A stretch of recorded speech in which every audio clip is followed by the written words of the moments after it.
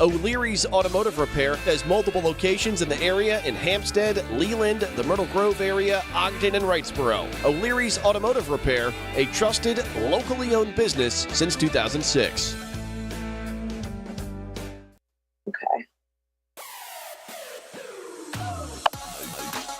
Hey, welcome back, ladies and gentlemen, to the Asylum, your refuge in a world gone mad, right here on the Big Talker Network. Please visit the Big Talker website at bigtalker.live. Download the app for Android and iOS devices. Peruse the schedule of content, and Miss Eden Gordon-Hill, how are you doing this morning? Hey, good morning. I'm doing well. Good morning, Eastern North Carolina.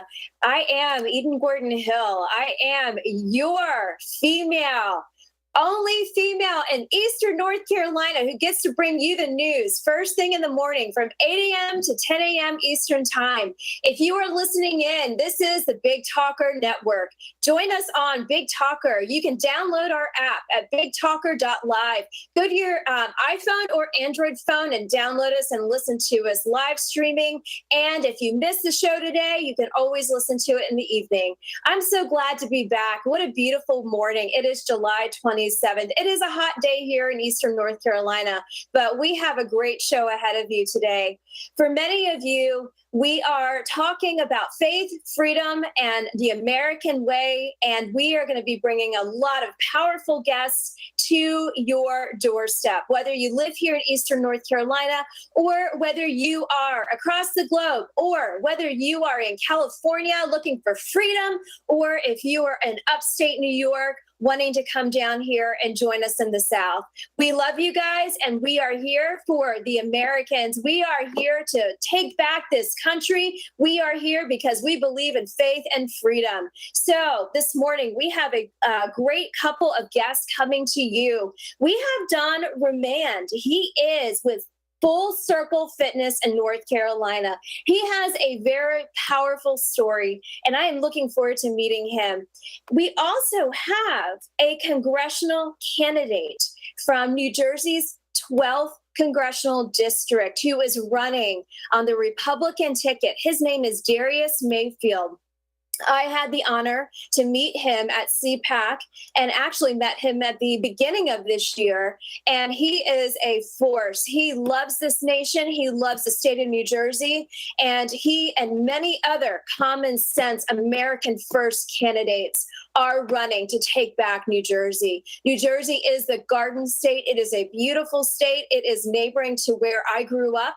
It is where my mother is from. She is from northern New Jersey, right outside of New York City. And it has a lot of great things, a lot of great assets, a lot of powerful things in New Jersey. And Darius will be talking to us about his campaign, where he stands in the polls against the incumbent, what he's also focusing on. If you look at his Twitter account, and you go to his website, he is talking about the homeless encampments. He's talking about our law enforcement. He's talking about our next generation. And he's talking about how he is putting America first. And that is the type of candidates we are looking for in this great nation. We also have a fun treat at the 9:30 time period, and that is Dr. Cahoon. He is a friend of TK, who was our producer for this show. And I'm eager to talk to him because I am very interested in hurricane readiness. We are in hurricane season, and we need to be prepared. So for all of you transplants that have been coming from the north and are here living in the south, we want you to be fully prepared for hurricane season. And I wanted to let you know, in the Carteret County News-Times, they did earlier this week, on Monday, I believe, the 25th, they did hurricane preparedness, a forum that was held at the Crystal Coast Civic Center. But I just want to put out to you, you still have time. Get your packets together. Get your emergency kits together. And I want to read just a little bit about points of contact for you. I don't know if you knew, but the National Weather Service is in our backyard here in Eastern North Carolina. It's in Newport, North Carolina, right down the street from where we live here in Cedar Point. So I wanted just to read a little bit about that to get prepared for hurricane season. If you weren't here during Hurricane Florence, which was back in 2018, that was a very destructive time here in Eastern North Carolina. I saw it firsthand with my husband. We packed up our things, and he said to me, he said, pack up. Take the things that you want because you may not be coming back here. And I'd never been through that. Having lived up in Pennsylvania, growing up in Pennsylvania, coming from Washington, D.C. and New York City and working up there, this was a new experience. So for all of us who are transplants to this part of the South and where it is hurricane territory, we need to be prepared. So the Carteret County News-Times talked about we have Emergency Services Director Stephen Rhea and Eric Eden at the National Weather Service's Local Warning Coordination Meteorologists. They headed up the forum this past Monday. But in addition to that, there are many ways that you can go online. The forum is free, and they have a lot of different opportunities and a lot of different sources. I will tell you, going off of the Hurricane Readiness Kit, make sure if you don't have a home generator, to get a generator from Lowe's or your Home Depot, a portable generator. If you also make sure you have plenty of water, you have flashlights, you have batteries, you have a radio. Because remember, the phones and coffee and coffee. Oh my God. When I went through Florence, the only thing I had was a gas stove and running water and plenty of coffee. That's the only way I made it through. The coffee will get you through. I remember brewing a ton of coffee and putting it in thermoses because I didn't know where we were going to end up when we were packing up our life, not knowing if we'd ever come back here. And that was huge. But another thing we need to remember is those cell phone towers will go down. So you and your family need to have an evacuation plan. You and your family need to put together points of reference, points of contacts, locations. You also need to keep your phones fully charged and keep everything the technology piece fully charged. But know this, that the phone towers will go down and you have to have another way to communicate. Also, keep in mind that Newport Middle School from previous years is an emergency center location. They have previously, Dennis Barber, who is the mayor of Newport, phenomenal mayor, phenomenal friend. He has set up Newport Middle School as a hurricane emergency center. So just keep those things in mind. Wherever you are in Eastern North Carolina, have your plan, have your communications plan, have extra water, have extra coffee, have your radio, have your phones fully charged, have backup ways of communication, and have your maps because there's a lot of low-lying areas in this part of the state and a lot of roads get flooded. So if you decide to leave, it may be 2 or 3 weeks before you get back, depending on the roads and being able to get in and out.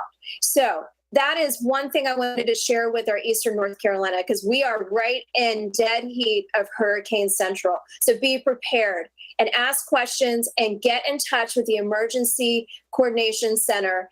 They are right in Morehead City. Also, I wanted to go over a couple of the news headlines this morning. Boy, we have a lot of things going down, but I'm just going to throw this out there for our audience, wherever you are listening, if you're going to tune in later. Did you guys realize that our Speaker of the House, Nancy Pelosi, is planning a trip to Taiwan? Just think about that for a second.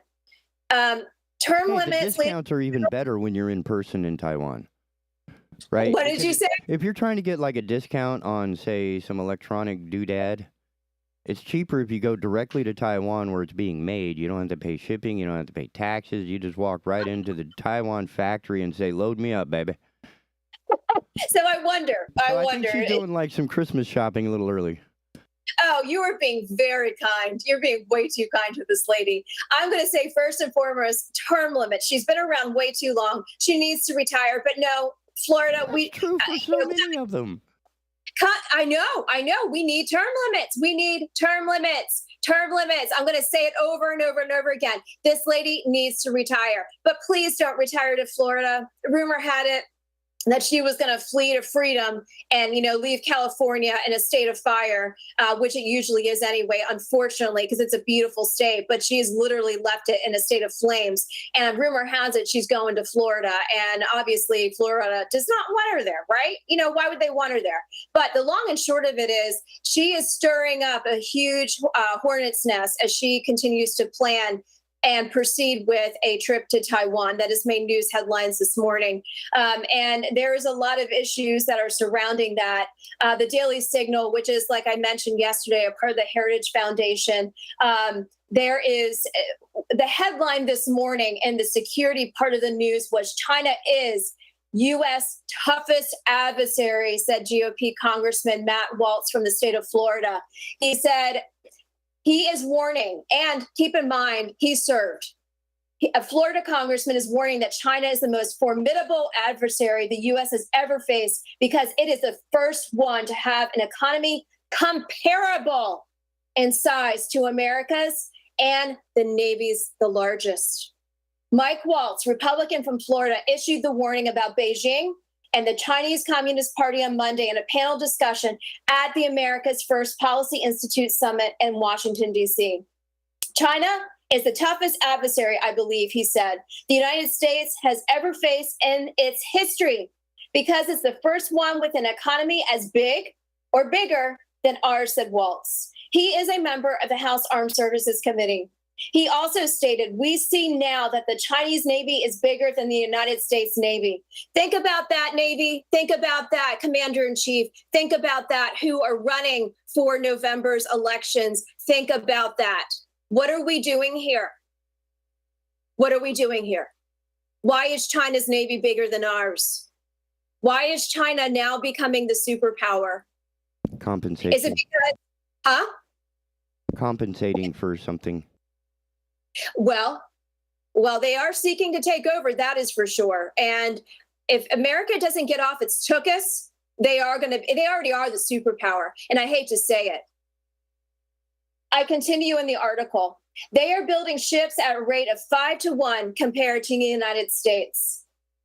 The second-term congressman, retired, a U.S. Army Green Beret, go Army, expressed anger and frustration with how the Chinese are funding their military, while also calling out the Democrats and major corporations for their support of the CCP, the Chinese Communist Party. He continued on, and he also has talked about, the article also refers to Senator Bill Hagerty. He's a Republican from Tennessee. He also served as an ambassador to Japan during the Trump administration. And he also made the same observations to Waltz as at the same panel discussion. The term adversary needs to be a part of the lexicon. And I say China, our greatest strategic adversary, said Hagerty. It's a force to be reckoned with. So what do we do? How are we moving forward? Yesterday, and also cited in this article, meanwhile, going back to Nancy Pelosi, she plans to visit Taiwan next month amid escalating tensions between the island nation and China, and has drawn great criticism from Beijing and words of caution from the Pentagon and Joe Biden. But get this, guess who is encouraging her to go? Are you ready for this? Newt Gingrich. Newt Gingrich is encouraging her to go to Taiwan. I was kind of taken aback by that. He fell off the planet. He's still around, but he was Speaker of the House when I was an intern in Congressman Joe Pitt's office from Pennsylvania, 1996. And I remember him and the leadership that he brought to the new freshman class, including Kristi Noem, who was that freshman at that year, as well as Joe Pitts and many other amazing Republican men and women. I believe Kay Granger was one of them. And then also the senator now, Blackburn, I believe she was also a part of that freshman class. I could be wrong on that time period, but it's about the same. In that, though, I am surprised that Newt is sticking his nose in this aspect. He no longer has a seat. I don't agree with him on that. I think Nancy Pelosi needs to just step aside. Whether she's the Speaker of the House or whatever, I don't see what she is bringing to the table. And frankly, her personal issues with her husband's financial dealings and all of that, need to be confronted, and they're not being confronted. That is a huge issue. I don't like to name call, but I have always penned her and many others in this instance as the Wicked Witch of the West, because she is wicked. She does not love this country. She's trying to tear down this country, and she has an agenda that it has nothing to do with Congress, checks and balances, and saving this nation. She's about destroying this nation, and she's been doing this for years, and now it's coming to a head. I'm eager to see what Kevin McCarthy, the House Minority Leader, is going to say with regards to this. I've not heard his comments, but I do want to hear what's going to be coming down the pike for that. Yesterday, the America First Policy Institute, run by former Trump staffers, was held. And I got to sit down and watch some of President Trump's speech yesterday afternoon. And a couple notes I wanted to highlight this morning for those who may have missed his speech. I would encourage you to go back and listen to it.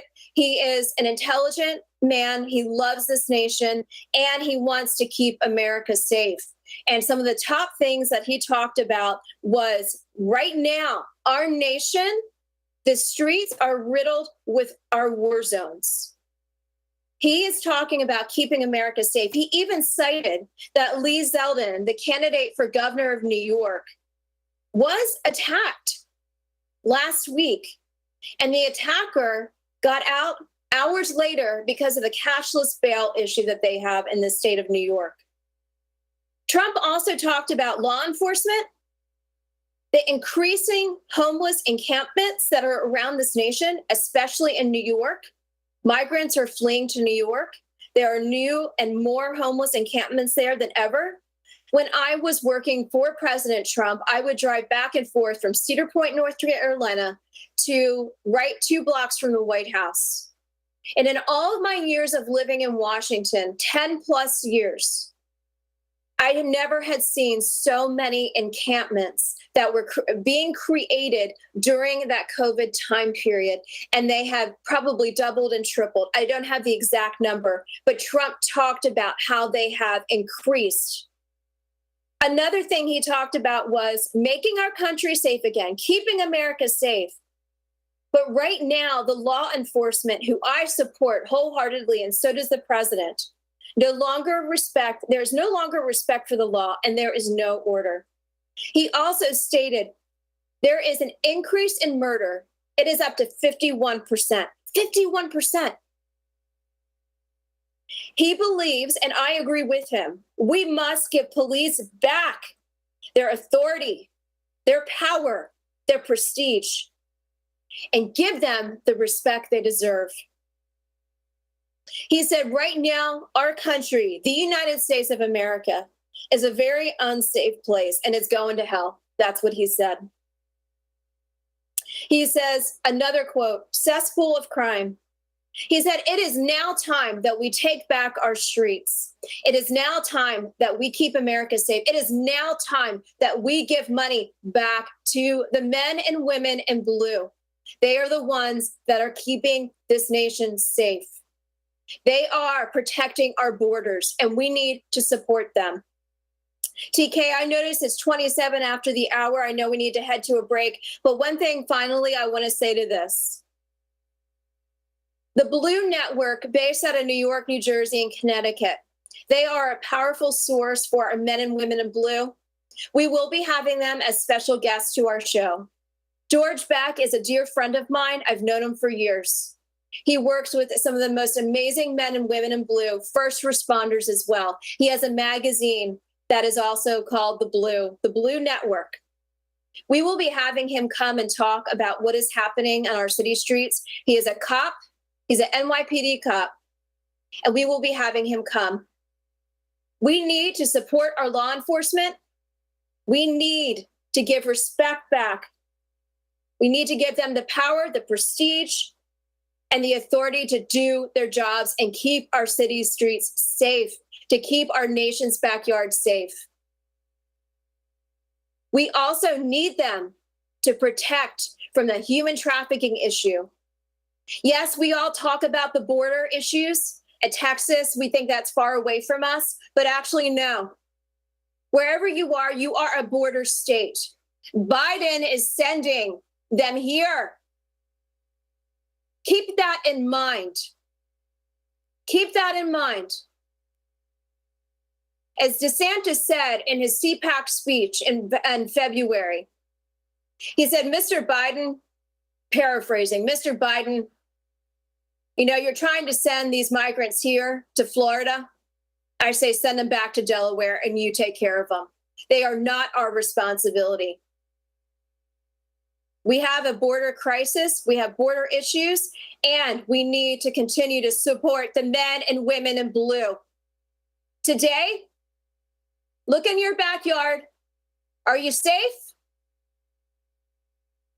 Make sure the next time you see a men and women in blue, say thank you. Give them the respect that they are due because they are protecting you. I have to say one final thing. You know, Pelosi and her cronies don't want to support the men and women in blue. But have you ever noticed who is surrounding her and protecting her? Our Capitol Police men and women who are carrying guns. Second Amendment all the way. You're going to hear it on this show. Second Amendment all the way. I don't think she realizes to the great extent that the Capitol Police are protecting her. She needs to wake up, and she doesn't need to go to Taiwan. All right, TK, it's 29 after the hour. Let's get ready for our next guest.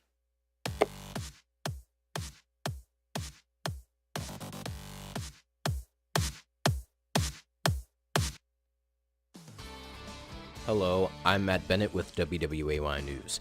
New Hanover County Commission Chair Julia Olson Bozeman's attorney now speaking out on her behalf.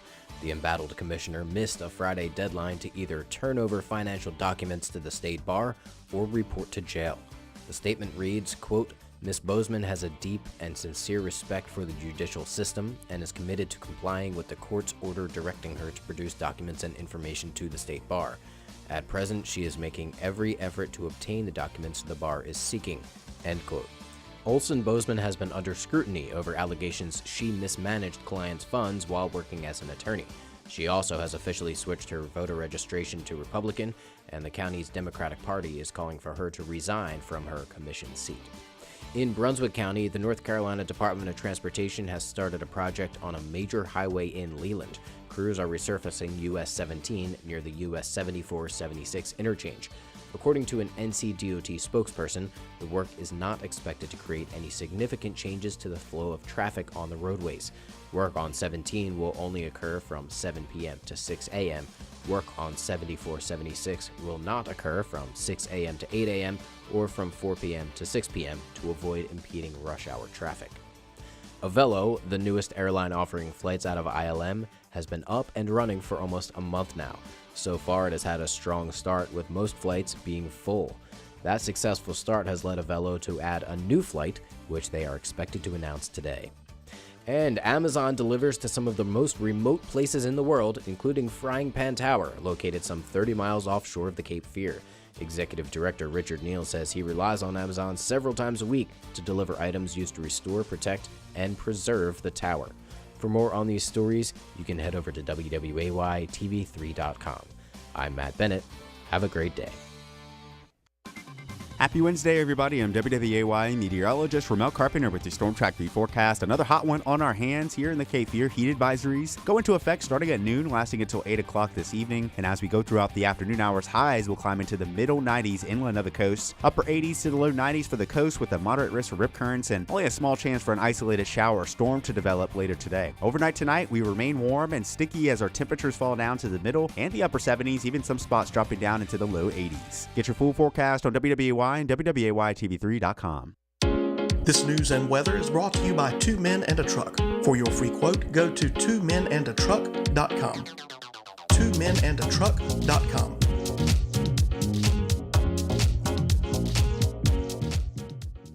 This show is also sponsored by Dr. Tony Maglione. Dr. Tony is a cardiologist practicing in Wilmington. He accepts Medicare patients, and his office is located across the street from New Hanover Regional Medical Center at 2032 17th Street. The office number is 202-1071. Dr. Tony is an author whose last book is Rules for Conservative Patriots. and it can be purchased on Amazon. His website is www.drtonymag.com. Government has become too big, too overtaxing, and is constantly over-regulating every aspect of your life. If you agree with that, tune into Consumer Choice Radio every Saturday at 10 a.m. here on the Big Talker 106.7 FM with me, Yael Osowski. And me, David Clement. For an hour, you'll get expert analysis on what the government is sinking its teeth into next, and how you, as a consumer, can push back. ConsumerChoiceRadio.com. O'Leary's Automotive Repair has multiple locations in the area in Hampstead, Leland, the Myrtle Grove area, Ogden, and Wrightsboro. O'Leary's Automotive Repair, a trusted, locally owned business since 2006.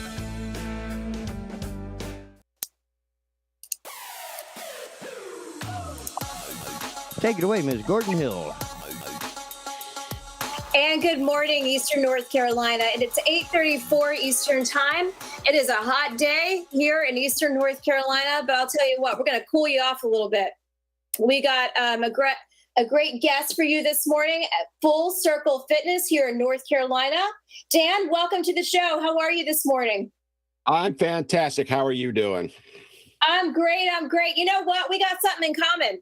My brother is in Kennett Square, Pennsylvania. I'm so proud of him. He is a cancer survivor after 20-some years, and he runs the Kennett Square CrossFit. And in addition to the Weekly Fight, which is a veteran organization focused on preventing suicide.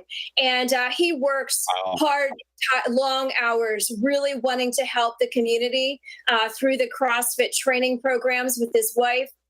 And I love reading about you. You are a certified personal trainer, a certified nutrition coach, and you are working with those who are morbidly obese. That's what your bio says. With over 30 years of experience, you've helped thousands of folks not just lose weight and keep it off. So how are you keeping it off? Tell us about that, especially since we've had the COVID for the past 2 years, and a lot of people have put on the 20 plus, if you will. What are you doing to help people physically, mentally, and emotionally? I call it the COVID-19 because it's actually out of date, but about a year ago, they had done studies and they found the average weight gain was 15 to 20 pounds during the pandemic. So I started calling it the COVID-19 weight gain also, because it kind of just dovetailed. But really, our philosophy and my philosophy for decades now is, to focus on making lifestyle changes, right? The mistake people make most commonly when they're trying to get fit, whether it's weight loss or just in general, is they try and find the fad that works for them, right? The fad diet, the fad workout, whatever it might be. And the reality is none of them really work. Can they work? Absolutely they can. But when you jump from one to the other all the time, because you're not really making a lifestyle change, right? Let's say you're on whatever diet, you're usually restricted. You can't eat certain things. And what happens when you can't eat something? You want it even more, right? So our focus is and always has been teaching people how to incorporate the things they still like to eat and exercise into their life so that it may not be, you're not going to lose 20 pounds in 2 weeks, but over time you lose that 1 to 2 pounds and the weight then stays off, and the statistics and the data behind it fully support that. Right.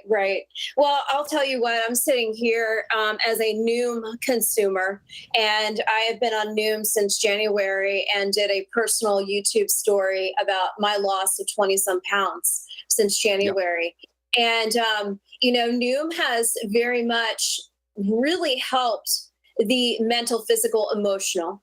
I was looking to basically regain that confidence back. And I realized that the weight gain I had put on from that time period that we were referring to really took a toll on my emotional, how I saw myself, how other people saw me. And I realized, I wasn't going to do it for my husband, wasn't going to do it for my friends, wasn't going to do it for the comparison of the social media, wasn't going to do it for any of that. I know what it is to be healthy. I know what it is to take care of myself. I know what it is to exercise daily. I know what it is to take vitamins and eat healthy. But I realized something had shifted. And whether it's the mental health piece, and I also did talk about that, whether it's the mental health aspect that our nation is still dealing with. And you and I both see it daily. I know you do. And I also thought it was also the fact that I really wanted to rebuild that confidence and that it is okay.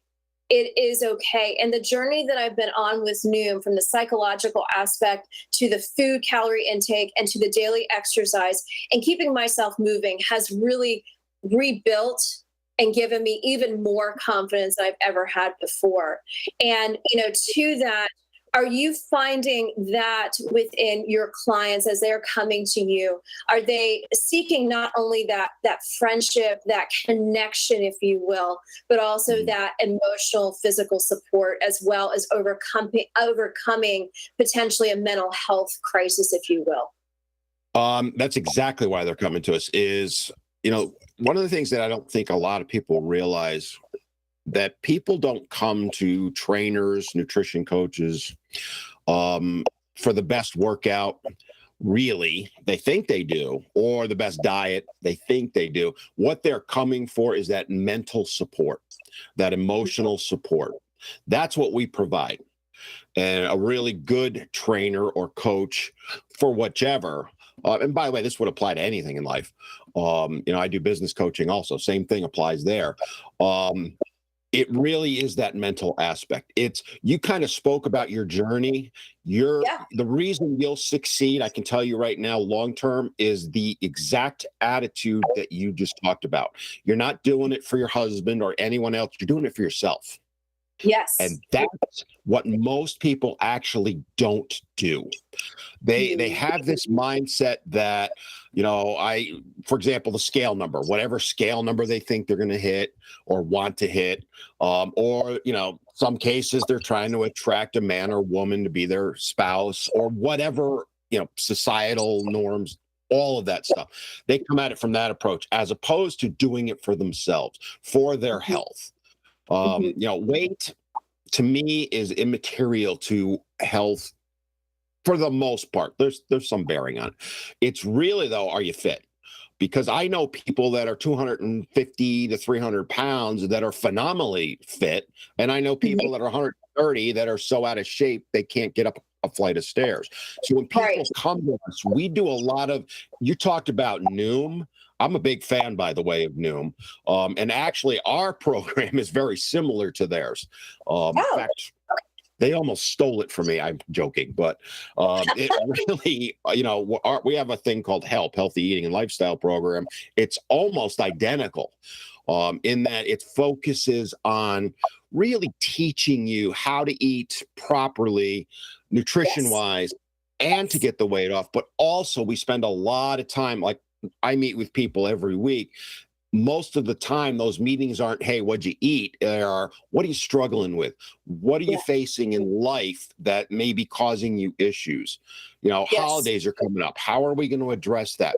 Any of those things. It's that mental aspect, and emotional too, by the way.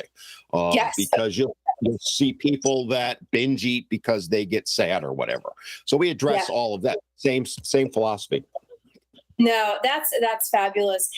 Quick question. Well, another question to ask you. We have Full Circle Fitness with us this morning here from Eastern North Carolina. He is a certified health coach. Meet Dan. He is just a phenomenal human being, and I'm just so glad to have him here to support all of those out there.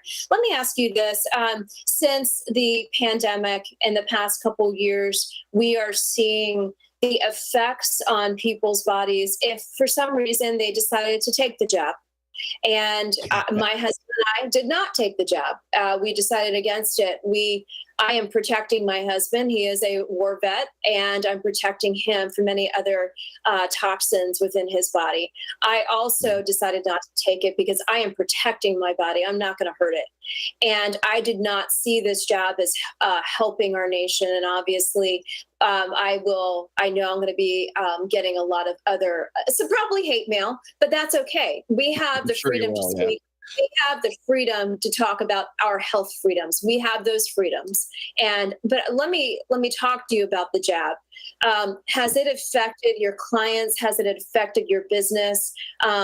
Whether you're on one side of it or the other, but are you seeing a health side effect in your clients that may have taken it because they were scared or they thought it was best for them? Yeah, and the answer to your question directly is yes. And I will, full disclosure, I got the first two because I did the research, and unfortunately, as we're finding out now, that research was tainted. I'll be kind. I did not get the boosters. I will not get the boosters. I will not take any more shots. That said, what I'm finding with clients, and I'll use two particular cases that I've seen. One was a mid-30s female, very good shape. Like, I've been working with her for a while. She was in phenomenal shape. She was required to get, I believe, Pfizer by her job. She works in a hospital. And to put this as politely as I can, she bled like a stuck pig for 2 months straight. Basically, she had her period for 2 months straight, and it started about a week to 10 days after that shot. And there's a lot of that going on. Of course, you don't hear about it in the media. Right. The other case just happened in the last couple of weeks. A client I've been working with for 6-7 years, somewhere in there, who's in decent shape. I'm not going to say she's super fit, but she's in decent shape, has had some health issues, but she got the Johnson & Johnson. She ended up in the hospital 2 weeks ago with major blood clots and had to have heart surgery, is on medication to try and break the clots up. And what was interesting about this is the Johnson & Johnson one is, to me, scary. Now, they're trying to downplay it because they'll say there's, I believe, somewhere in the neighborhood of 18 million doses, and there's only been 60, and I'm putting air quotes around that, 60 cases of blood clotting, which that's not really the case. My client's situation isn't probably going to be reported because it happened after she got the booster in December, but it really didn't manifest itself until the last 2 weeks. So what they're saying is, with that particular booster and some of the other ones, is if you don't see an issue within a week to 2 weeks, it's not that. Well, in her case, we actually did start seeing an issue, and this is why I wanted to talk about it. We didn't realize it. She thought it was long-term COVID. So what would happen is she would be working out with me, and we'd have to stop. Like 5 minutes in, sometimes we would stop, and I would never push someone. This is not a case where she was slacking off or anything. She was physically needed to stop, and we kept trying to figure it out. Long story short, I kept seeing this and got concerned, and I said, talk to your doctor if there's something going on. Again, they kept kind of circling back to long-term COVID. What they suspect now is that actually she was clotting all that time. So they started testing her O2 and having her track it. Now, your O2 levels generally, if you ever use a tracker for it, should be between 95 and 100. Let's say 97 should be the norm, 97, 98. There were times that, like, she would drop down to 91, 92. Now, if someone's at that level and training with me, I'm going to stop them and see what happens for a couple minutes and possibly call for assistance, an EMT to come or something like that, an ambulance. If it gets below 90, you call for an ambulance. Well, a couple weeks ago, she was at 72, I think she said. 72%. She got lucky that she got to the hospital in time. And I directly attribute it, and this is my personal opinion, and the doctors are kind of leaning this way, to her getting that jab, because we saw this pattern occurring over a 6-month period. It'll never be reported that way, I don't think. Yeah.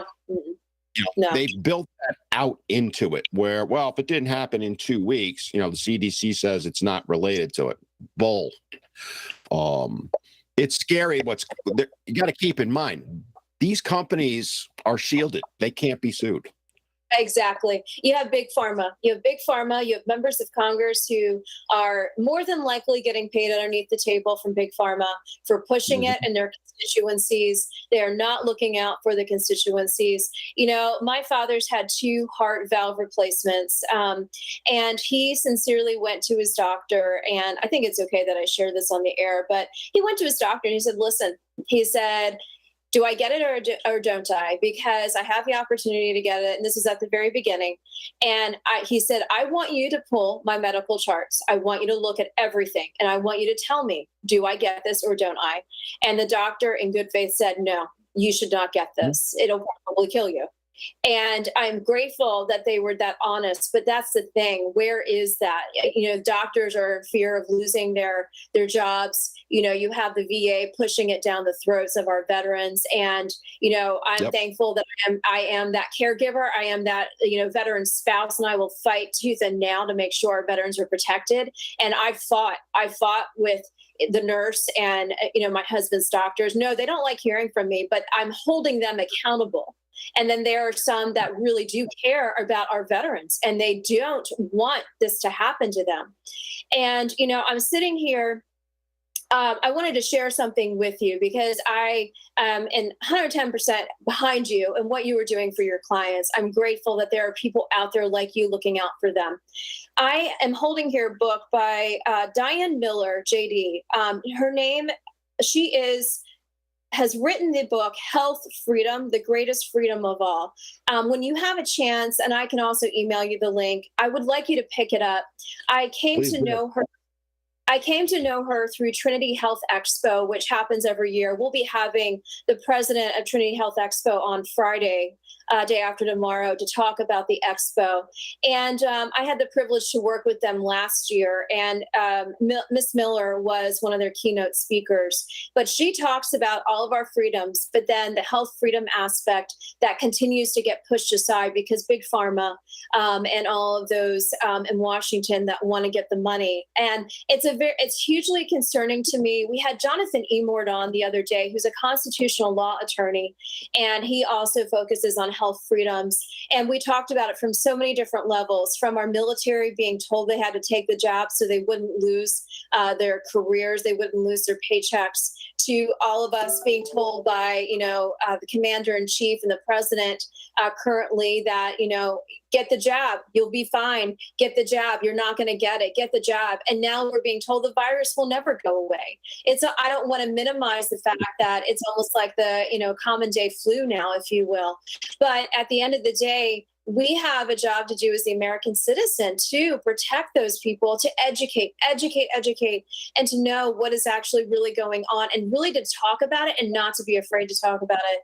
On another note, I want to ask you something else. I have noticed with the older generation, those who have taken it out of fear, like my father's generation, I have noticed also a decline in cognitive levels of older generation people that have taken it. It's almost as though they didn't have a stroke, but things are just a little bit more difficult in talking and verbalizing and really processing. And could you speak to that? Have you witnessed that? Have you noticed that? I haven't directly witnessed it, but it's funny you bring it up because I have done some research on it. And the honest answer is there's not a lot out there one way or the other. I don't think they know. I agree with you on that, by the way. I think there is something there. Keep in mind that they rushed these things out. They did not test them. We aren't going to know the true results or issues for up to a decade. I think that's going to be one of the things that they're finding. There is something to that. I agree with you.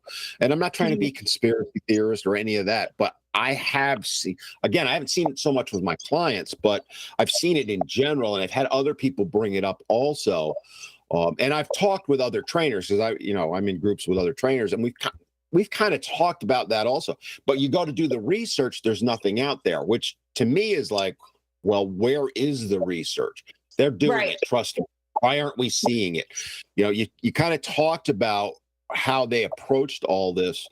Think about, I got banned off of YouTube and Facebook 2 years ago for saying that this disease is never going to go away. Right. Well, Now all of a sudden I was right, and I was just simply saying, the Black Plague is still around. We're just immune to it. The 1918 flu is still around. We're immune to it. This is no different. You're not going to make it go away.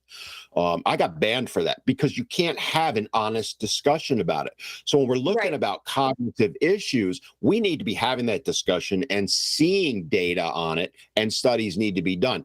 I am sure there are studies being done. I have no doubt of that. Who's doing them? Are they quality studies? That's another question. And this is critical because as the boomers are aging out, and I am one, this is going to explode, right? I mean, I am 59 now. I almost said almost 59, but I had a birthday a couple weeks ago. This is very much on my mind. What potential issues? I wish I had not gotten the jab. Unfortunately, I did the research. I believe the data I read, it was completely false. As we're finding out. So I genuinely have this concern. I do think, however, there is something there. What it is, not sure yet. So I also wonder, to that end, Robert Kennedy Jr. Wrote a book on the real Anthony Fauci, and he is very much on the front lines of fighting the vaccination. He doesn't agree with it.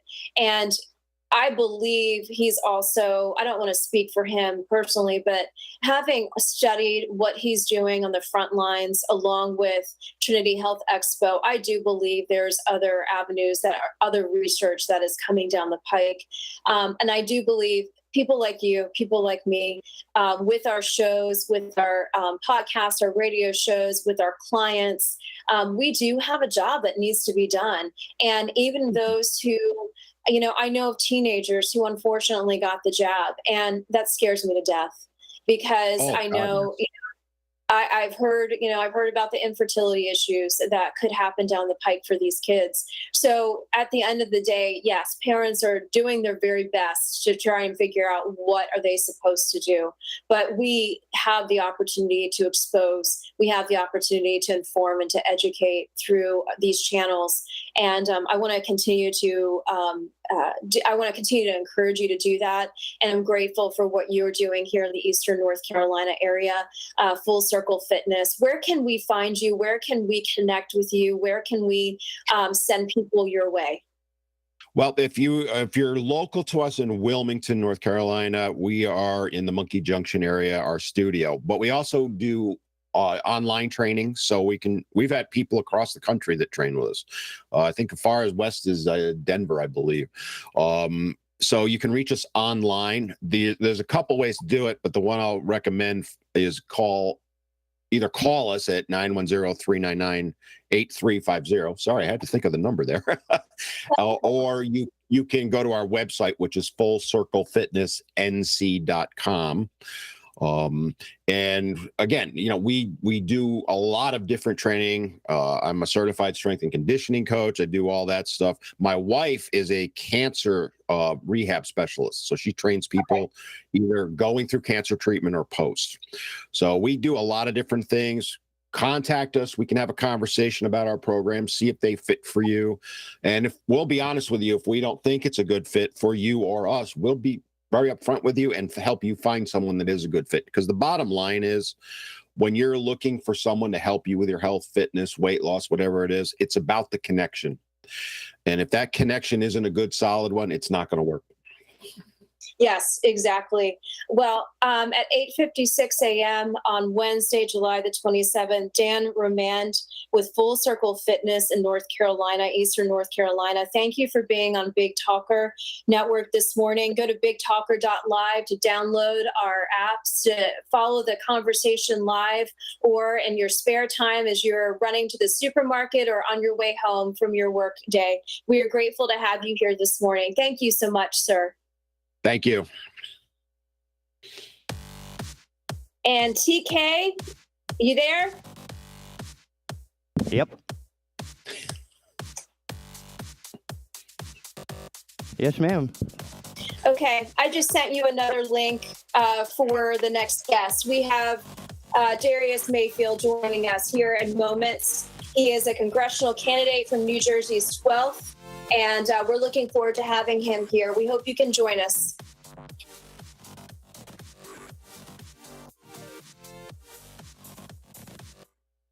You're tuned in to the Big Talker Network, Wilmington, North Carolina's premier internet station for news and talk radio programming. Find us online at bigtalker.live.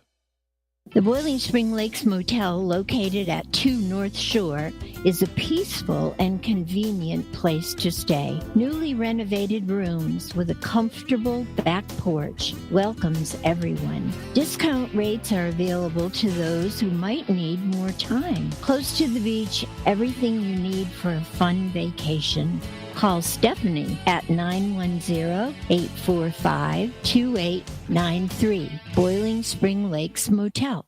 Teachers and parents, the North Carolina Symphony is here to support you as you carry on the education of your children and students. Take your kids on a free virtual field trip to the Symphony with a virtual education concert and companion student book. Go on a virtual journey to learn what makes music music with music by William Grant Still, Beethoven, Brahms, and more. Access the free video and student book with password 1932 at ncsymphony.org/virtual. Hello, I'm Matt Bennett with WWAY News. New Hanover County Commission Chair Julia Olson Bozeman's attorney now speaking out on her behalf. The embattled commissioner missed a Friday deadline to either turn over financial documents to the state bar or report to jail. The statement reads, quote, Ms. Bozeman has a deep and sincere respect for the judicial system and is committed to complying with the court's order directing her to produce documents and information to the state bar. At present, she is making every effort to obtain the documents the bar is seeking, end quote. Olson Bozeman has been under scrutiny over allegations she mismanaged clients' funds while working as an attorney. She also has officially switched her voter registration to Republican, and the county's Democratic Party is calling for her to resign from her commission seat. In Brunswick County, the North Carolina Department of Transportation has started a project on a major highway in Leland. Crews are resurfacing US 17 near the US 74-76 interchange. According to an NCDOT spokesperson, the work is not expected to create any significant changes to the flow of traffic on the roadways. Work on 17 will only occur from 7 p.m. to 6 a.m. Work on 74-76 will not occur from 6 a.m. to 8 a.m. or from 4 p.m. to 6 p.m. to avoid impeding rush hour traffic.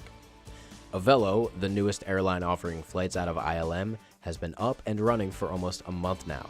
So far, it has had a strong start, with most flights being full. That successful start has led Avelo to add a new flight, which they are expected to announce today. And Amazon delivers to some of the most remote places in the world, including Frying Pan Tower, located some 30 miles offshore of the Cape Fear. Executive Director Richard Neal says he relies on Amazon several times a week to deliver items used to restore, protect, and preserve the tower. For more on these stories, you can head over to WWAYTV3.com. I'm Matt Bennett. Have a great day. Happy Wednesday, everybody. I'm WWAY meteorologist Ramel Carpenter with your Storm Track 3 forecast. Another hot one on our hands here in the Cape Fear. Heat advisories go into effect starting at noon, lasting until 8 o'clock this evening. And as we go throughout the afternoon hours, highs will climb into the middle 90s inland of the coast, upper 80s to the low 90s for the coast, with a moderate risk for rip currents and only a small chance for an isolated shower or storm to develop later today. Overnight tonight, we remain warm and sticky as our temperatures fall down to the middle and the upper 70s, even some spots dropping down into the low 80s. Get your full forecast on WWAY and WWAYTV3.com. This news and weather is brought to you by Two Men and a Truck. For your free quote, go to twomenandatruck.com. twomenandatruck.com.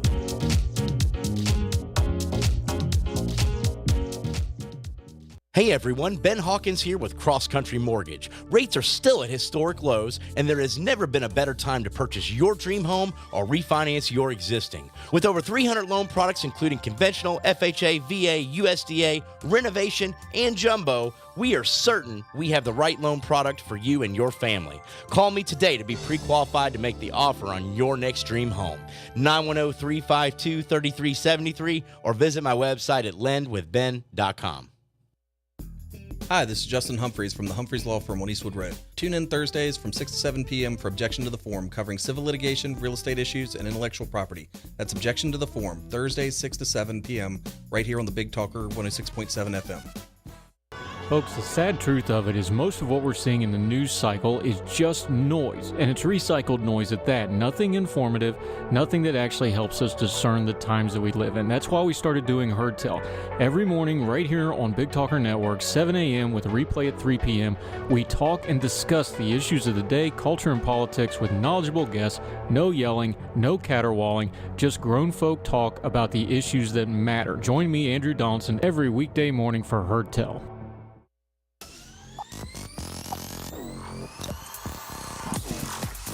Go, girl.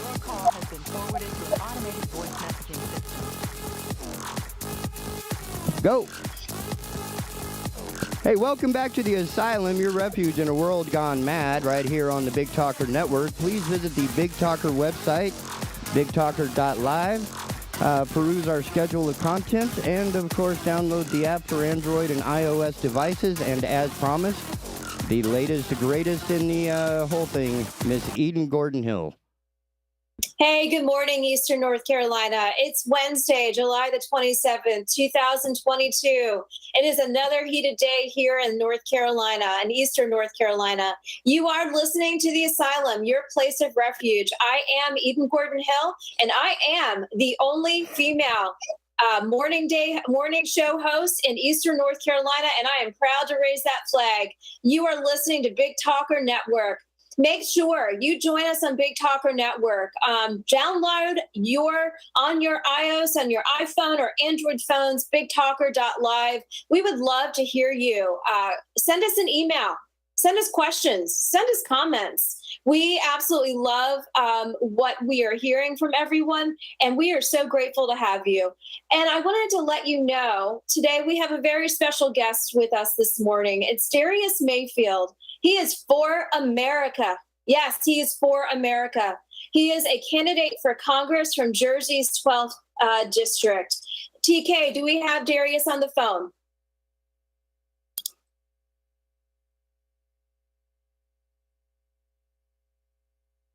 If you're satisfied with the message, press 1. To listen.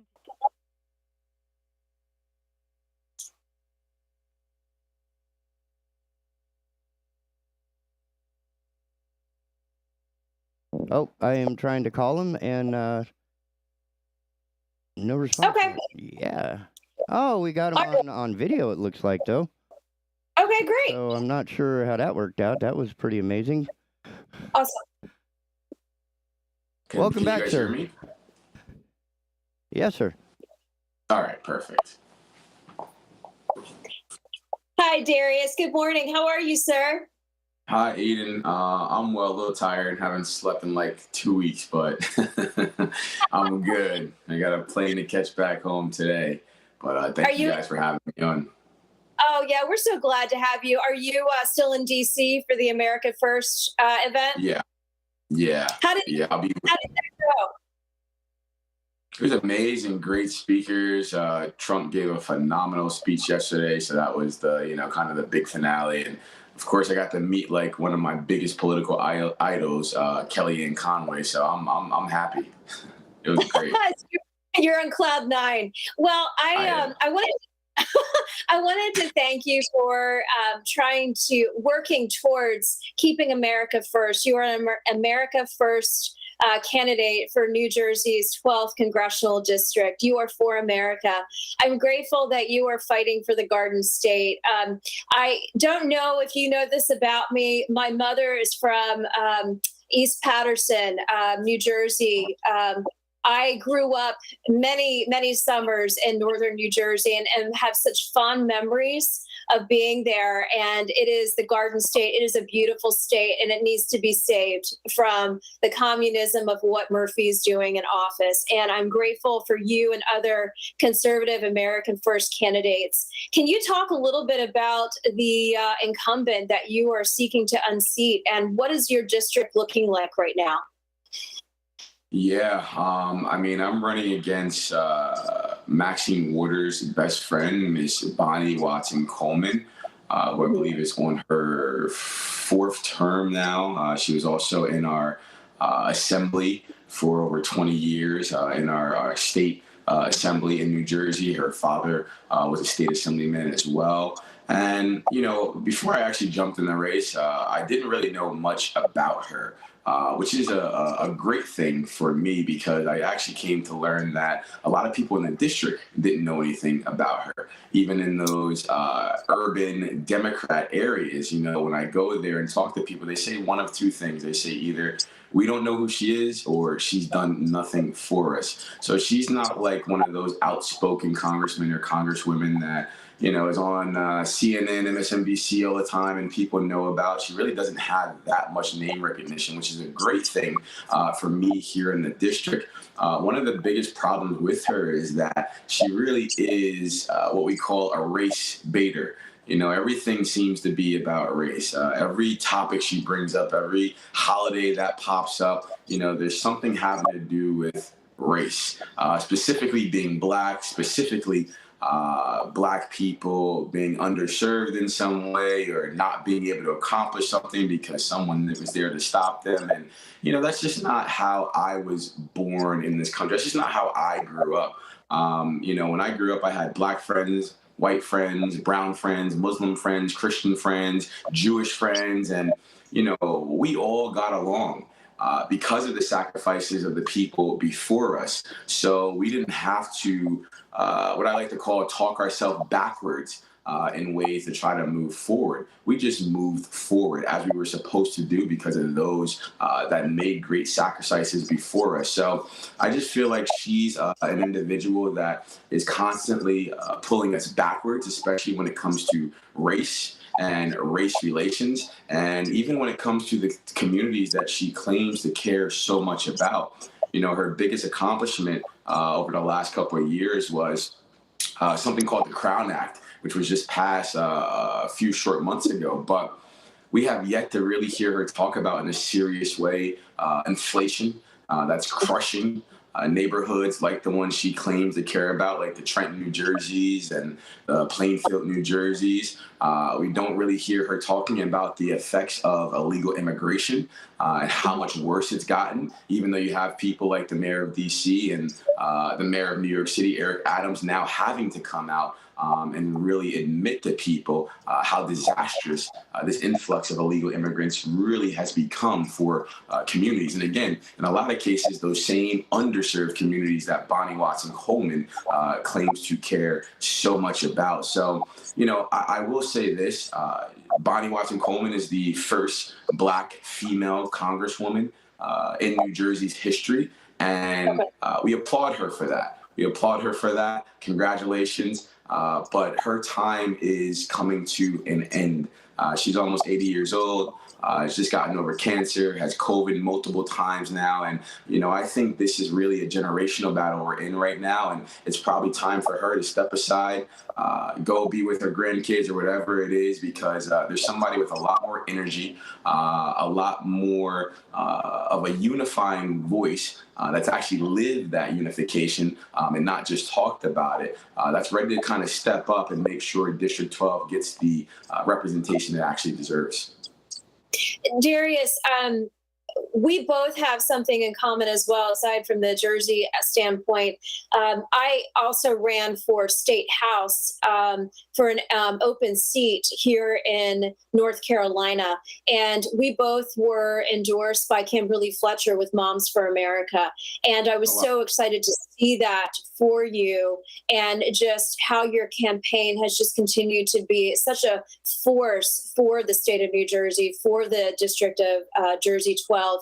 And also, I want to kind of talk about a couple things. Since you heard President Trump speak yesterday, I too was sitting here listening and taking notes, and I was noticing some of your tweets.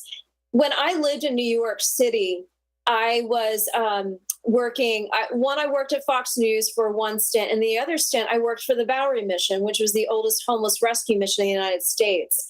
And I noticed your tweet a couple days ago talking about the homeless encampments Trump talked about that yesterday. I noticed one of your tweets talked about that, and you just mentioned it. The New York City mayor needs to step up with this influx of illegal immigrations and the issues that are facing our cities. The fact that law enforcement is, at the very bottom of the list for the Democrats, and we need to give them the respect due, and what they are doing to try and protect our cities, to try and protect Trenton, to try and protect New York City and DC. Talk to me a little bit about what you're seeing with these homeless encampments, going off of what Trump said, but what you are seeing on the ground. What can you do to protect and really kind of defend your border security, if you will, once you become sworn into Congress? Yeah, I think probably the most important thing that we can do is reinstate the stay in Mexico policy and make that actual legislation and make it permanent.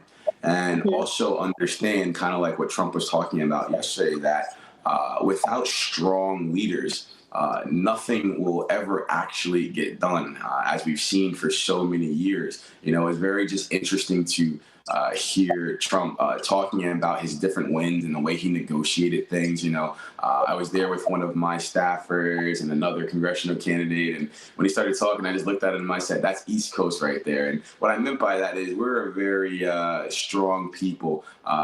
We all have this innate ability to sell. A lot of us are salesmen and saleswomen, and we're very strong in our approach when it comes to negotiations and things of that sort. It's almost like this feeling that we have, that nothing is impossible. We can negotiate anything. And I think that's exactly what you saw Trump do with something like the stay in Mexico policy, which I believe was probably the most significant policy to ever be put into place in relation to our border and the border crisis that we see in front of us right now. And, it's just unfortunate that the Joe Biden administration so hastily reversed that. And then obviously it had to go to the Supreme Court, where they upheld his right to actually reverse that, which wouldn't have happened. But, even though that policy drove down illegal immigration significantly, it wasn't even done, because I think what you would have saw is almost like a domino effect, where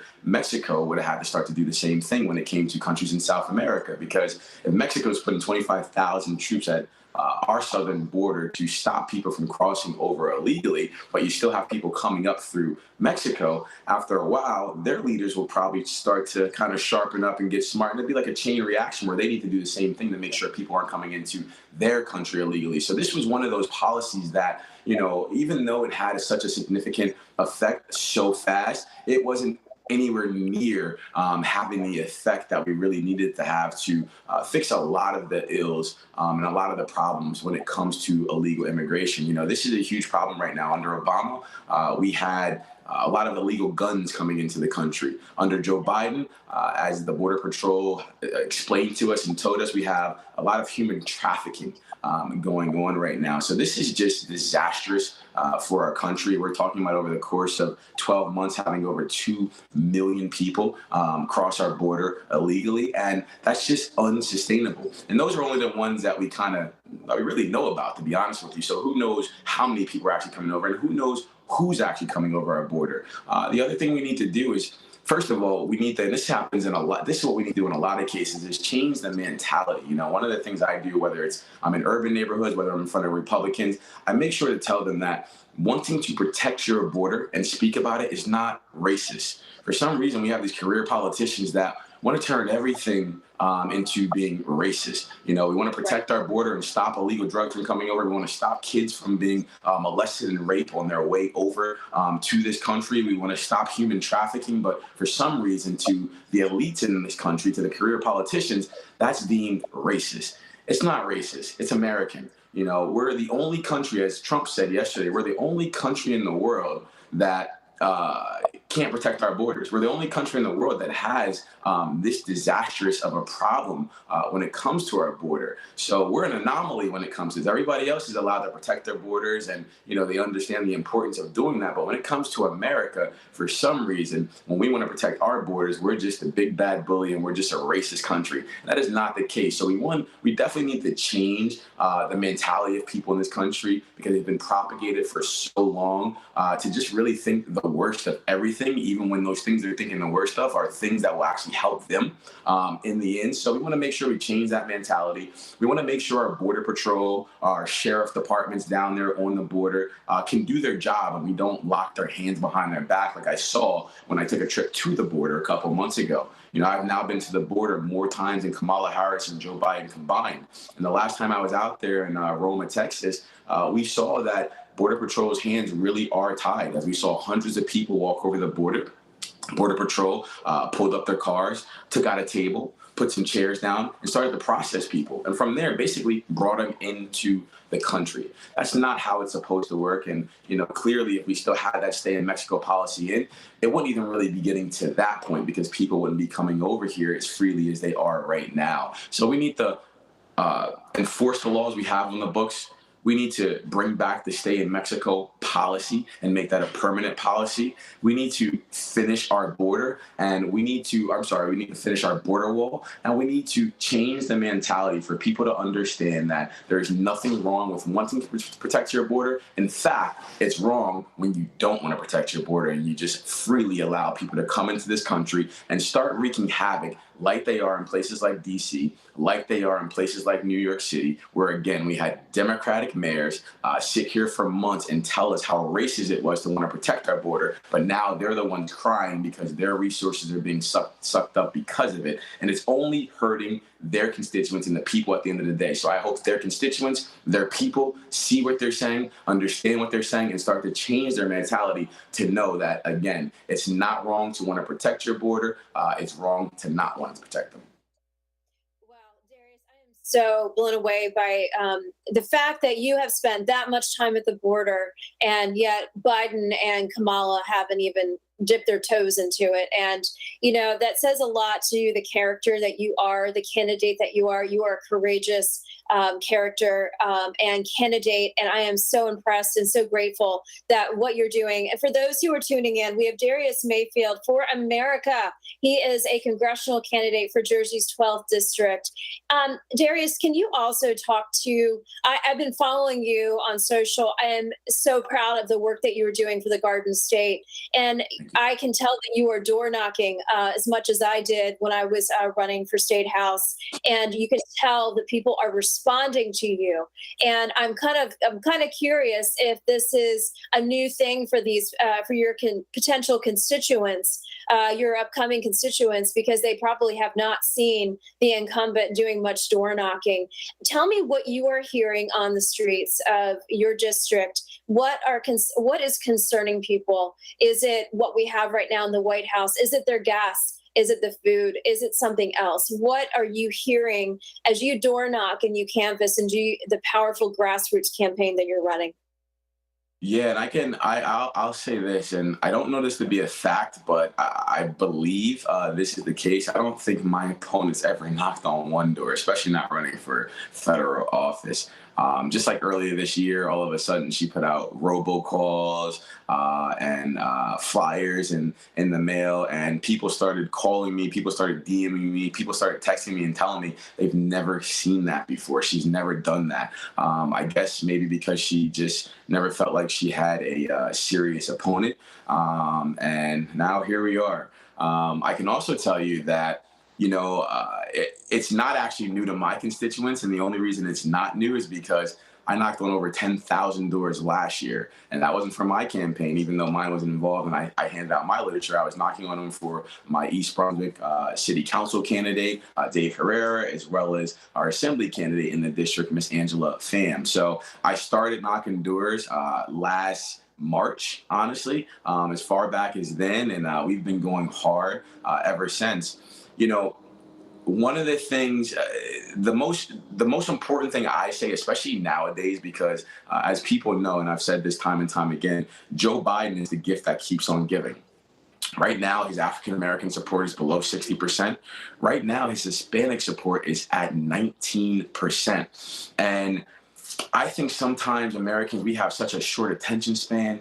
We have so much information that we never really take the time sometimes to understand the significance of things that are actually happening.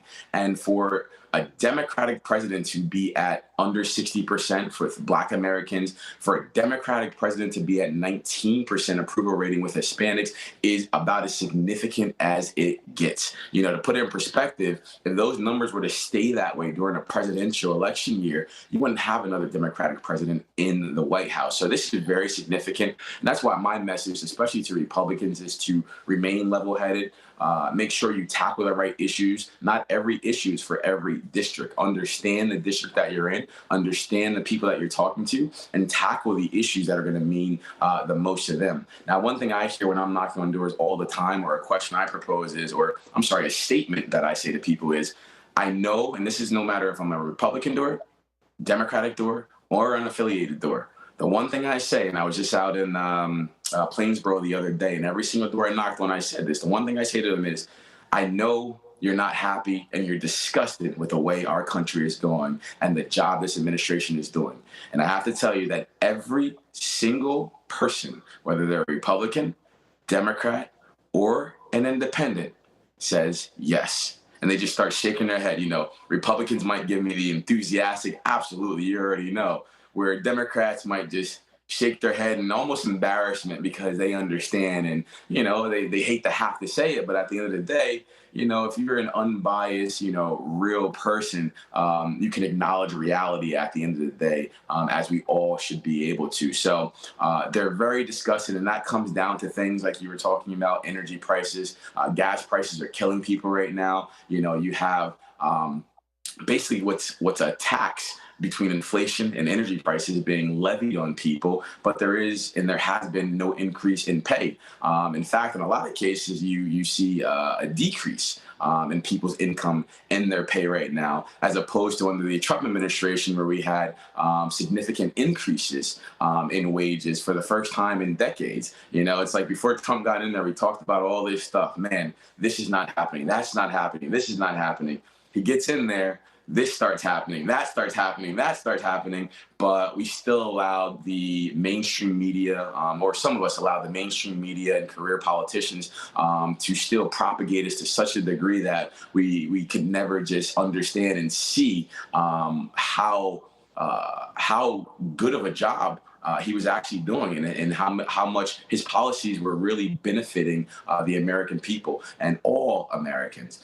Here's the good thing about Joe Biden. I think people are starting to realize that now, which is not the greatest thing, because we needed to realize it before and keep on that track so we could sustain what we're doing and stay on that track. Now we've gone so far off that, you know, we are going to need Republicans to get back the House. We are going to need Republicans to take back a majority in the Senate. And we're going to need a Republican president ultimately in 2024 to bring us back to some semblance of normalcy and some semblance of the progression that we're making under the Trump administration, despite what people may have thought about his personality. You know, at the end of the day, we want our president and we want our elected officials to bring us tangible results. It's been way too long since we've actually had that. Right now, and for the last few decades, we just had a lot of people that give us a lot of lip service. And I think people are understanding that on the ground, because, again, the energy prices are crushing them right now, all communities, not just underserved ones, but across the board.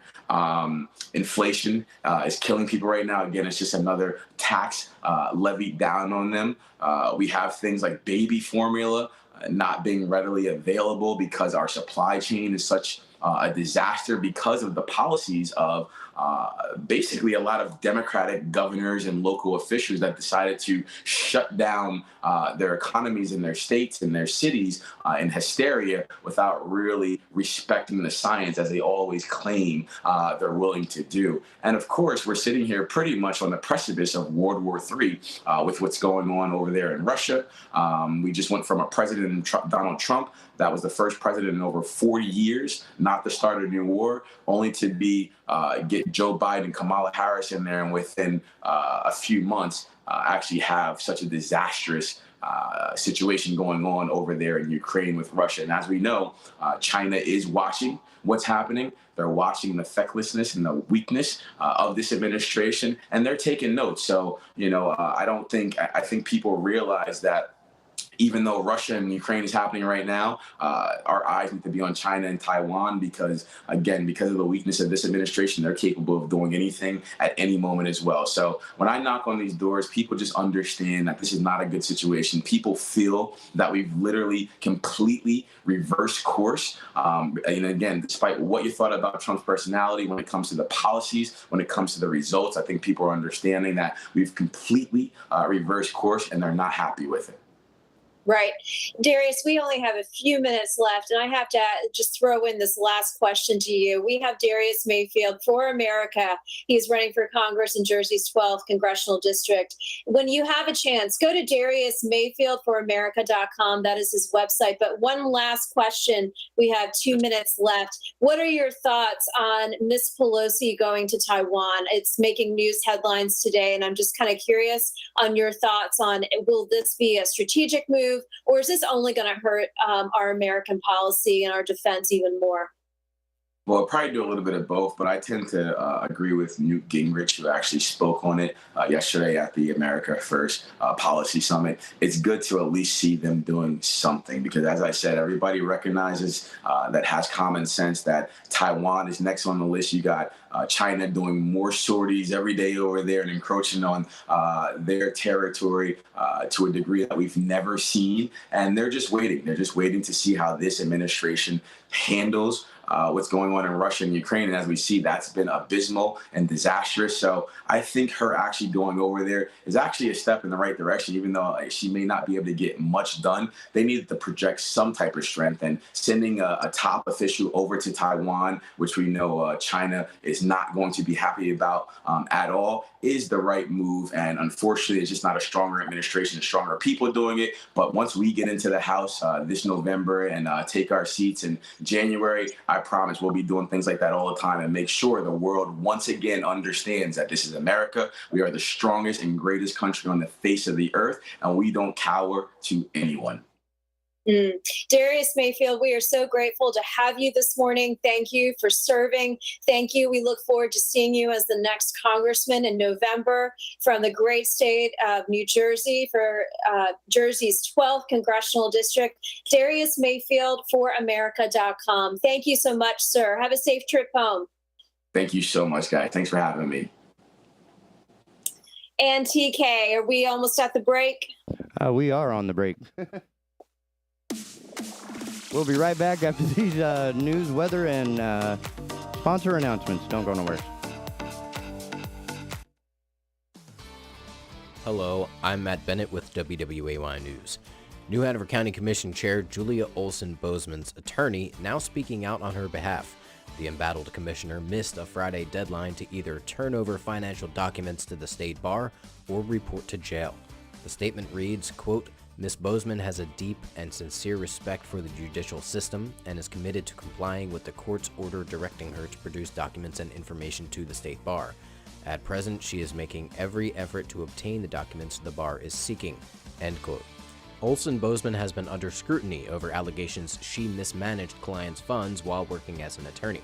She also has officially switched her voter registration to Republican, and the county's Democratic Party is calling for her to resign from her commission seat.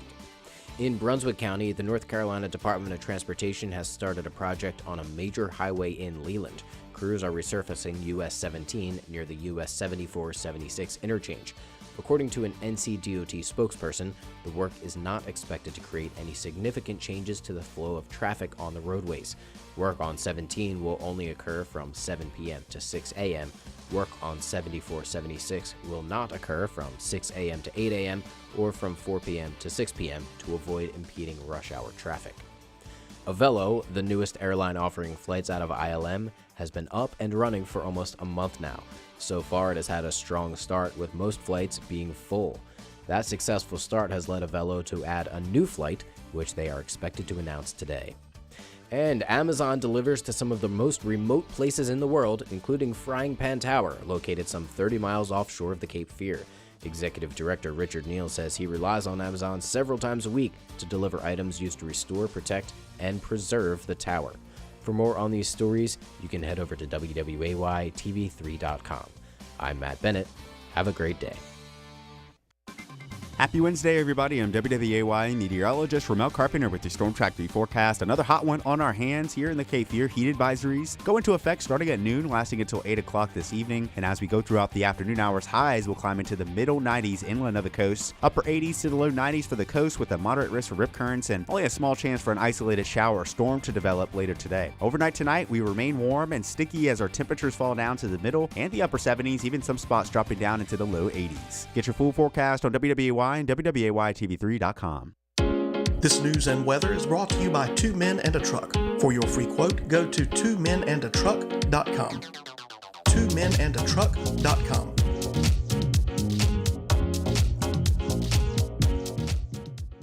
This show is also sponsored by Dr. Tony Maglione. Dr. Tony is a cardiologist practicing in Wilmington. He accepts Medicare patients, and his office is located across the street from New Hanover Regional Medical Center at 2032 17th Street. The office number is 202-1071. Dr. Tony is an author whose last book is Rules for Conservative Patriots, and it can be purchased on Amazon. His website is www.drtonymag.com. Hi, this is Justin Humphreys from the Humphreys Law Firm on Eastwood Road. The Humphreys Law Firm is located in Lumina Station, Wilmington, North Carolina, practices civil litigation, intellectual property, commercial, and residential real estate. Please give us a call at 910-332-0721 or visit us on our website, which is www.humphreysfirm.law. You can also listen to me every Thursday from 6 to 7 p.m. on the Big Talker 106.7 FM. O'Leary's Automotive Repair has multiple locations in the area in Hampstead, Leland, the Myrtle Grove area, Ogden, and Wrightsboro. O'Leary's Automotive Repair, a trusted, locally owned business since 2006.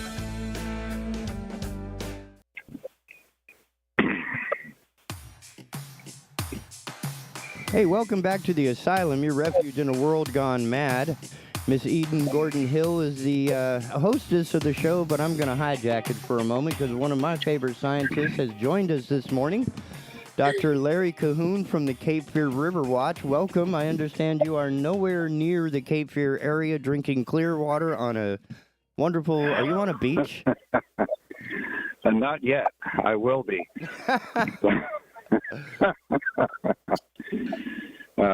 I will be visiting Cahoon Hollow Beach, actually, on Wellfleet.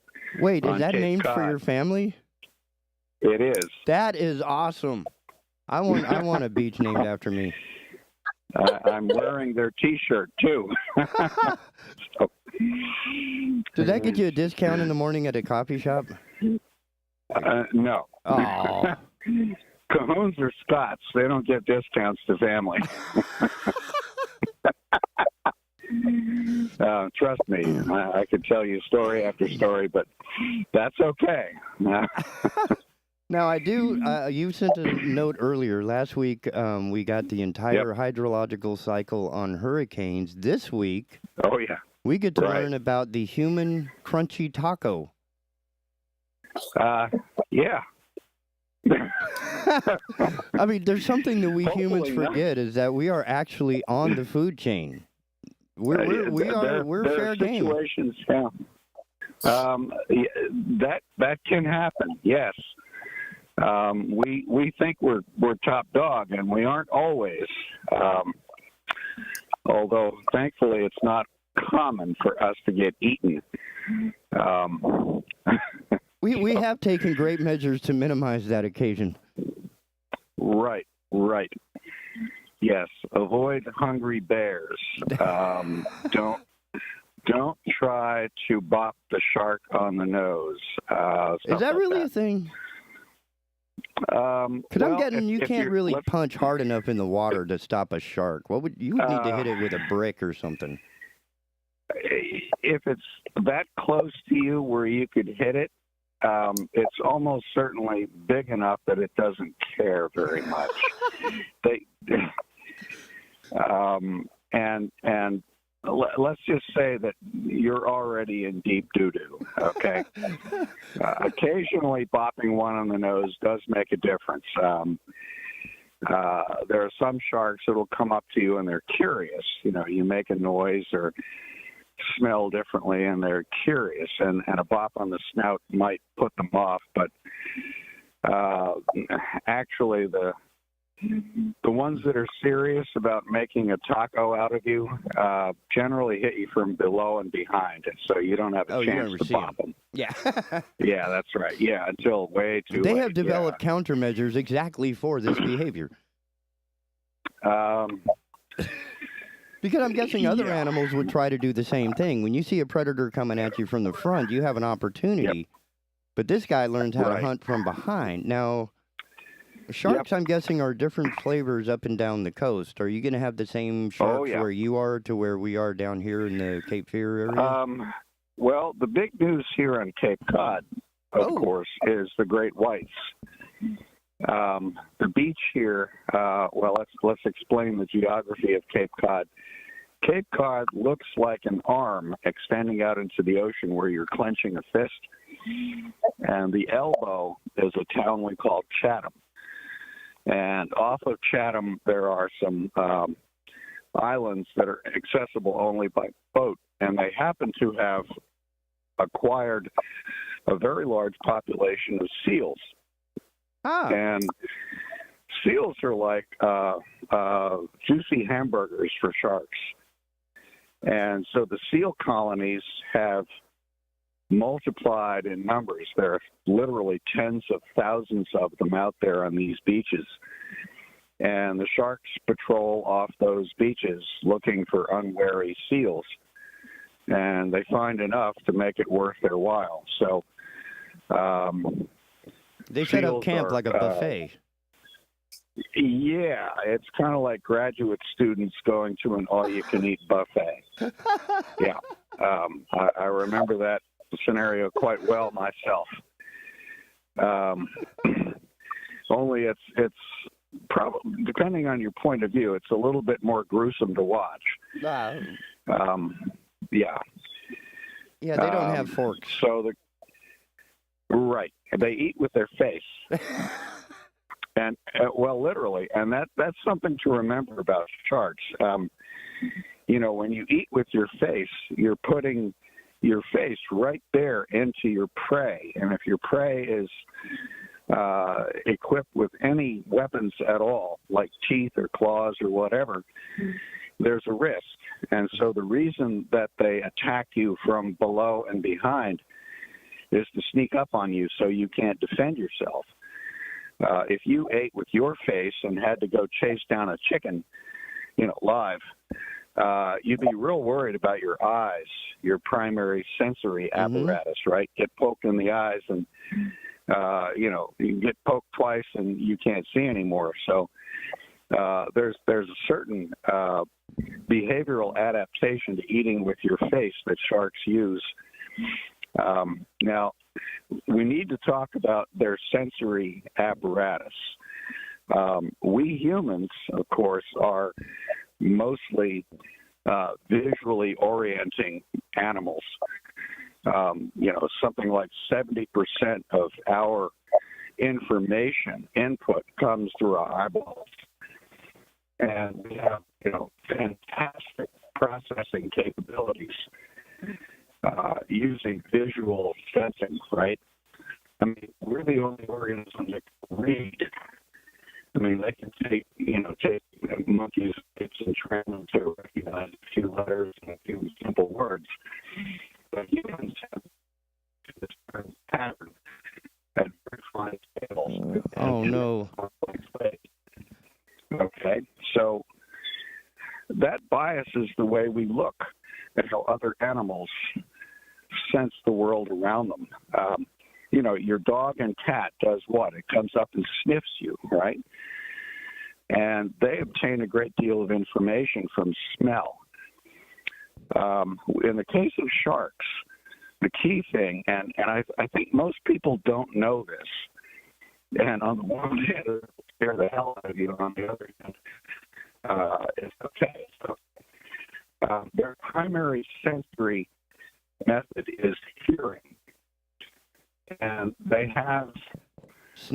Sharks can hear in the water. Oh, okay. Oh yeah. This is big. They have what we call a lateral line, and it's literally a line of pressure transducers, simple ears, running down the side of their bodies on each side. So it's like an ear that's 8 feet long. Yeah. And it's going to be sensitive to lower frequencies, which because lower frequencies have long wavelengths. Wow, that's adaptation. Yes. And with two lateral lines, one on each side, they can orient in 3 dimensions. Okay? I mean, you can tell where a sound is coming from, but sharks are so much better at that. And they hear very low frequency noise. For example, the noise you make when you're swimming, or the noise that a fish makes when it's been hooked on a fisherman's line and is thrashing around trying to get away. Wow. So they can hear that noise. Now, another fact is that low frequency sound transmits through water really well. And so the punchline here is that a shark can hear you swimming in the water, in the ocean, as much as a kilometer away. Whoa. Under ideal conditions, okay? So when you go to the beach and you're thrashing around and playing with your friends and all of that, the sharks there at the beach probably hear you hundreds of yards away. All right? Now, that may sound a little spooky to you, right? Yeah. Oh, my God, they know we're here. They're eavesdropping on my... yeah, they know you're... yeah, so they know you're there, and the fact that only very, very rarely do they actually come up and bite you says most of the time they're either afraid of you or they're not interested. Yeah, you're more of an annoyance. They know you're there. Yeah. It's kind of like, the birds in your yard see you and they know you're not going to hurt them, right? You could. I mean, you pretend you're the shark in this case. The birds look at you and they know you're there, and you know they're there because you can see them and you can hear them. And you don't bother them, and they know that. They'll do whatever they do until you get too close.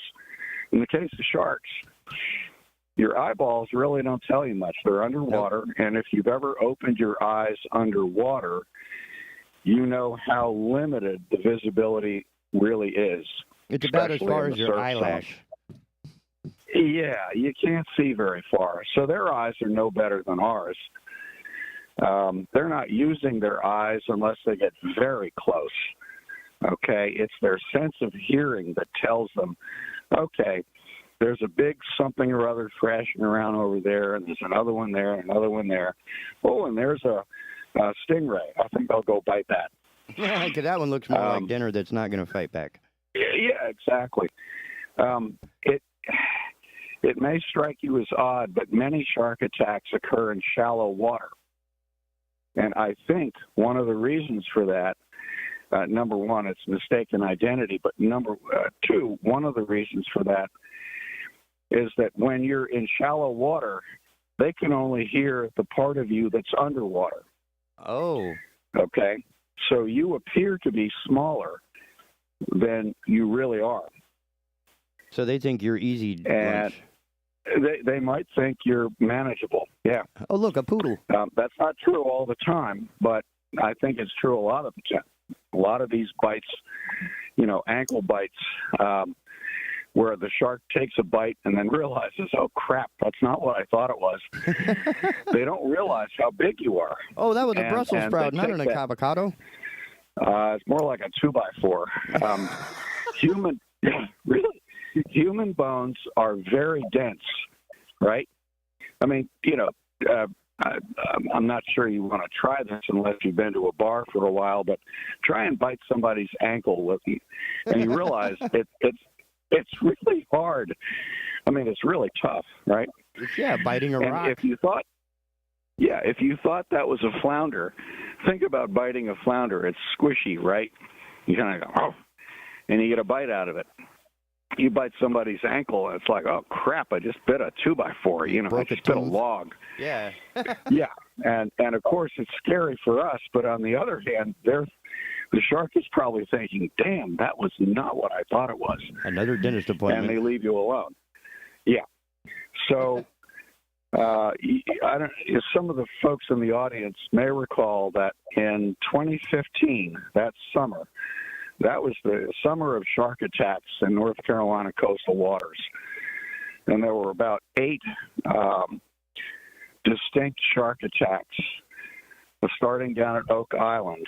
And 4 of those attacks were what I'd call mistaken identity, where a smaller shark, 4, 5, 6 feet long, bit somebody in shallow water, bit them once in the leg, and took off.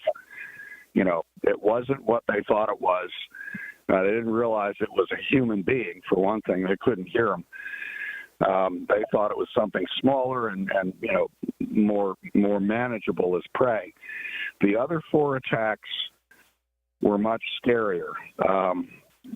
We're not sure what kind of shark was involved in each attack. One of them happened at night.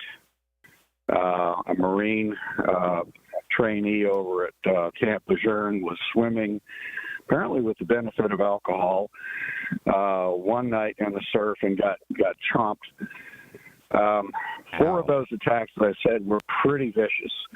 In one of those, a young lady lost her arm. Some of the other attacks were equally serious. 1 or 2 of those attacks involved the shark biting repeatedly, meaning it didn't care that you were human. It was going to eat you if it could. Yeah, it found your lunch. Yeah, that's right. Yeah, this is not necessarily mistaken identity. It's more like, I'm going to bite that thing and I'm going to eat it. Those are the scary attacks. So, I'm not trying to tell people that shark attacks are trivial. They're not. Any bite can be serious because they bite you with the hope of disabling you and letting you bleed out. When great whites attack seals here, rather than try to fight with the seal's got teeth, right? Yeah. And it will try and hurt the shark if it can. They hit a seal, they bite it real hard, shake it, and then swim off and let it bleed out. And, a dead seal isn't going to put up a fight, but it's still tasty. Yeah. And still rather fresh. Yeah. Yeah, that's right. It's like you got your hamburger. All right, now eat it. The more serious attacks in North Carolina were probably by bull sharks. Bull sharks are cousins of great whites. They can get up to about 10 feet long. They're actually pretty common in coastal waters. They can be found all the way up the river. Well, not they don't migrate up the river. They can be found in the estuary and in the Cape Fear River. There are reliable reports of bull sharks showing up as far up as the northeast Cape Fear. They're one of the few sharks that will swim up into fresh water. We're not sure why, but they do. Striped bass? It could well be. Anything they can catch. But they have a well-earned reputation for being nasty, aggressive, and therefore dangerous. The only good thing is that the biggest one you're going to get is 10 feet long. Now, that's big enough. That's going to be a 500-pound shark. Oh, yeah. The fact that they're not typically huge means you've got a fighting chance to survive. Great whites, on the other hand, a 10-footer is still an adolescent. Wow. Yeah, the adults are averaging around 16 feet. They'll go 1,500 pounds. The really big ones, which are almost always females, will go 20 feet, weigh a couple thousand pounds. That's like my car with teeth. Yeah, exactly. They're Holy about the size cow. of a station wagon. Some buddies of mine were diving once, way back in the 70s, off of Beaufort, and they encountered a great white. They didn't know what it was at first because they're not white. They're kind of a dusky brown color up top. They had been spearfishing, and they had a bag of speared fish with them. And the shark wanted the bag of fish, and so they let him have it. Yeah, good choice. Move. Oh, no. I think the cell service up there is arguing with you. You'll have to try again. Oh, okay. So I'm moving around just a little.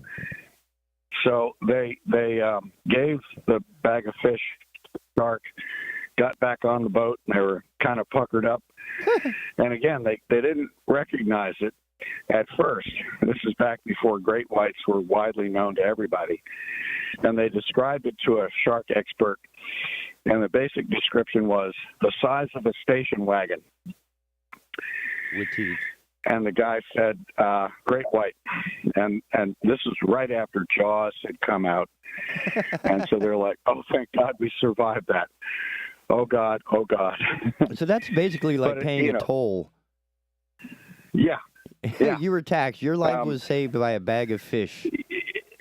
Yeah, exactly. Well, that's what it wanted. It heard the fish thrashing around, and spearfishing is one of those things where you're a shark magnet.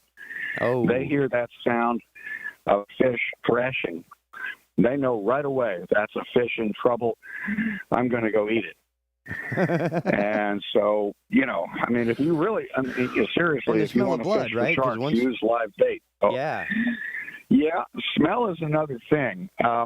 But bear in mind, smell is a sensory modality that they can use only if you're downstream of the source. Just like deer, right? And yeah, okay. It's just like sniffing smoke from a fire. If you can smell smoke, you're downwind of the source. And smell certainly helps. And when they get close enough, the smell information adds to what they've been hearing. Mm-hmm. And bear in mind the hearing sense. I want to talk about that a little bit. They have a very, very well-developed sense of hearing. It's not just, our sense of hearing is somewhat limited. We can't hear really low frequencies. They can. We don't process sound quite as well as they do. Think about symphonic music. And think about that coming at you from 3 dimensions in the ocean, okay? If anybody who's ever been snorkeling or scuba diving has heard sound in the ocean or, freshwater, probably more in the ocean, and you realize it's coming at you from all different directions at different frequencies from different sources. And sharks are able to differentiate which sounds are coming from which directions and what those sounds tell them. So it's kind of like being in the middle of a symphony and being able to orient toward the first violin. Wow. And they're very good at that. Yeah, they're really, really good at that. Some are better than others. The big pelagic predator sharks are going to be extremely good at it. The bottom feeders, the ones that snoop along on the bottom and bite whatever is close by, are probably less sophisticated. Some of the smartest sharks, and we have a shark expert on staff in the Department of Biology and Marine Biology at UNCW named Kara Yopak. She can go on and on about these things that I'm talking about and give you chapter and verse where I can only give you the punchlines.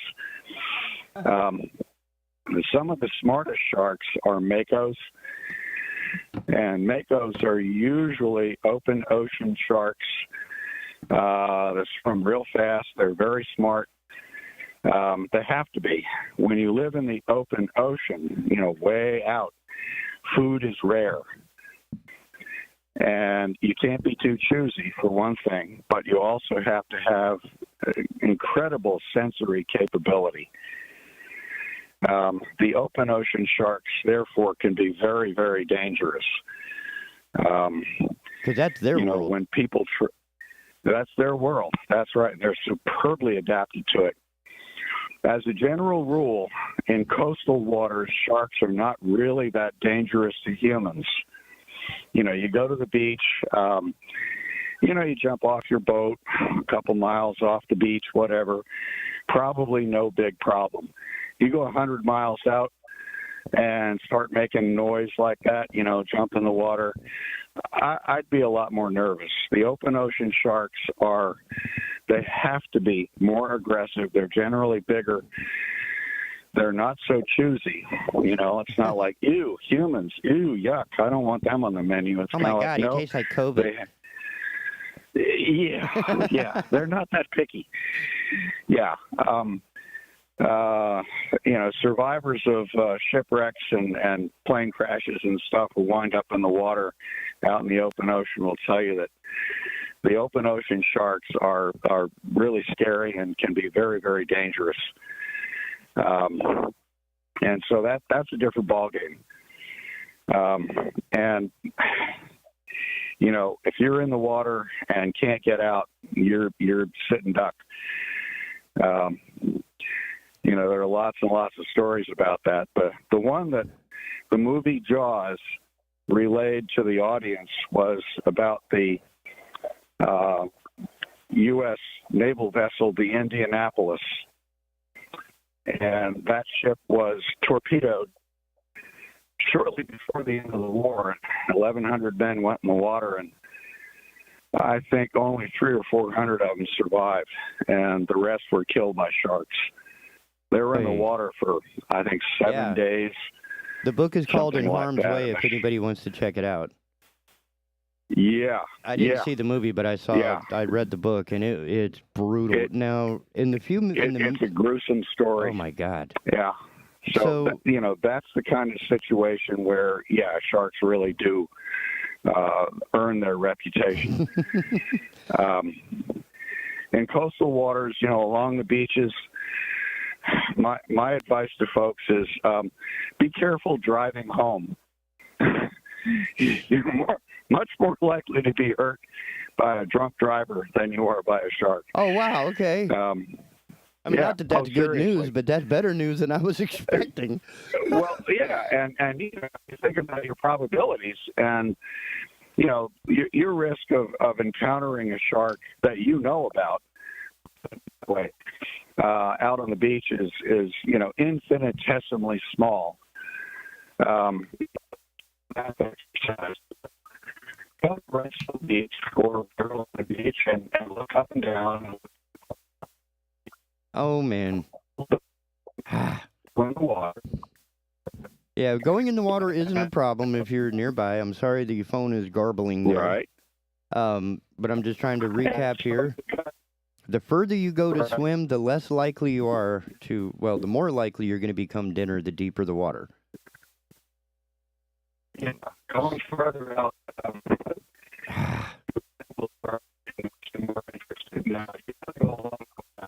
Gosh darn internet, cell phone service things. Damn. Well, Dr. Cahoon, I don't know if you can hear me at the moment. I have to wrap up the show, and I'm very... Okay. Thank you so much with the info. I was a little more nervous about being near the pier than I was before. Now I feel a little bit better. I feel like, restaurant... Yeah. A sandwich on the beach isn't going to kill me. Right. No, you're fine. Shark attacks are extraordinarily rare. If you do the math, and I know we've got to wrap, but if you do the math on how many people are in the water, how many sharks are there, and how many sharks know about how many people, and multiply that by hours and days, it's an incredible encounter rate, okay? I mean, there's probably 20 sharks that know you're in the water, and they don't care. They're like, ooh, humans, no, not going to mess with those. I'm not interested. So it's a 1 in a billion chance you're going to get bitten, Unless you go out into their feeding ground, and then you're diving right into it, like the shark cage. I would be far more careful offshore, but even then, I used to be scuba diving offshore, and we knew there were sharks in the water there. We knew it. We never saw them. We would dive in pairs, and, we're making a lot of racket. there's at least two of us were armed and dangerous, kind of like space aliens coming down to the planet, you know, and they kept their distance from us. Never saw one in the water. We did see them when we were fishing off the boat, and we did see them at a distance on the surface. You know, I've been in the water where there were tiger sharks within a mile, let's put it that way. And they're probably aware of us. But, you know, again, it's like, I ain't messing with those. So, well, sir, thank you. Not dangerous. I appreciate it. And we will definitely connect with you next Wednesday. Again, Larry Cahoon with Cape Fear Riverwatch. Okay. And thanks again. And I know we have we're not quite done with the show because I know Miss Gordon Hill has some exciting announcements and information to put out there. I'm sorry that I love science. I'm a nerd. And when the guy gets going, all I do is just sit there and absorb it like a sponge. He's fascinating. I'm looking forward to having him back, and I have a lot of questions for him. So I'm grateful to get to know him. So thank you for making that introduction. Oh, yeah. And you said you had a couple of announcements before we start signing off. Yes, before we sign off, we here at Big Talker just wanted to remind everyone out there who's listening, Saturday, August the 27th, the Swish event. We've had a couple guests here on our show. It will be held at the Islander. I wanted to send out that correction. It is hosted by Encounter 61, but it will be at the Islander on Emerald Isle, and they still have a few spots left. Go to encounter61.com/swish. Also, save the date, Saturday, September 10th, Zero It Out. Zero the End of Prostate Cancer, Zero Cancer Run in Wilmington. It will be held again in Wilmington, Saturday, September 10th, fighting to the end of prostate cancer. And also, something we have not talked about yet, October 4th through the 6th at Camp Lejeune. The Camp Lejeune Spouses Leadership Seminar will be held again for the fall seminar at Paradise Point Officers Club. I've had the honor over the past couple years to participate, listening to all these amazing speakers coming from all around the country. I was a speaker earlier this year. It's an amazing group. They are working with military spouses. Registration opens August 26th. And if you go to cllslejeune.com, you can register. Thank you so much. We look forward to being with you tomorrow. Have a great Wednesday, everybody. Thanks for your help. Thanks for remaining here, Ms. Hill. Tomorrow will mark an entire week. Can you believe that? Oh, I can believe it. I can. It's been absolutely amazing. It's been a wonderful opportunity and experiences, and I'm looking forward to the next week ahead. Thanks. Well, with that in mind, ladies and gentlemen, we have to close the Asylum, unfortunately, for the day, and we will catch you guys tomorrow. Don't go nowhere. Consumer choice and more of your favorite programming on the Big Talker. See you tomorrow. You're tuned in to the Big Talker Network, Wilmington, North Carolina's premier internet station for news and talk radio programming. Find us online at bigtalker.live.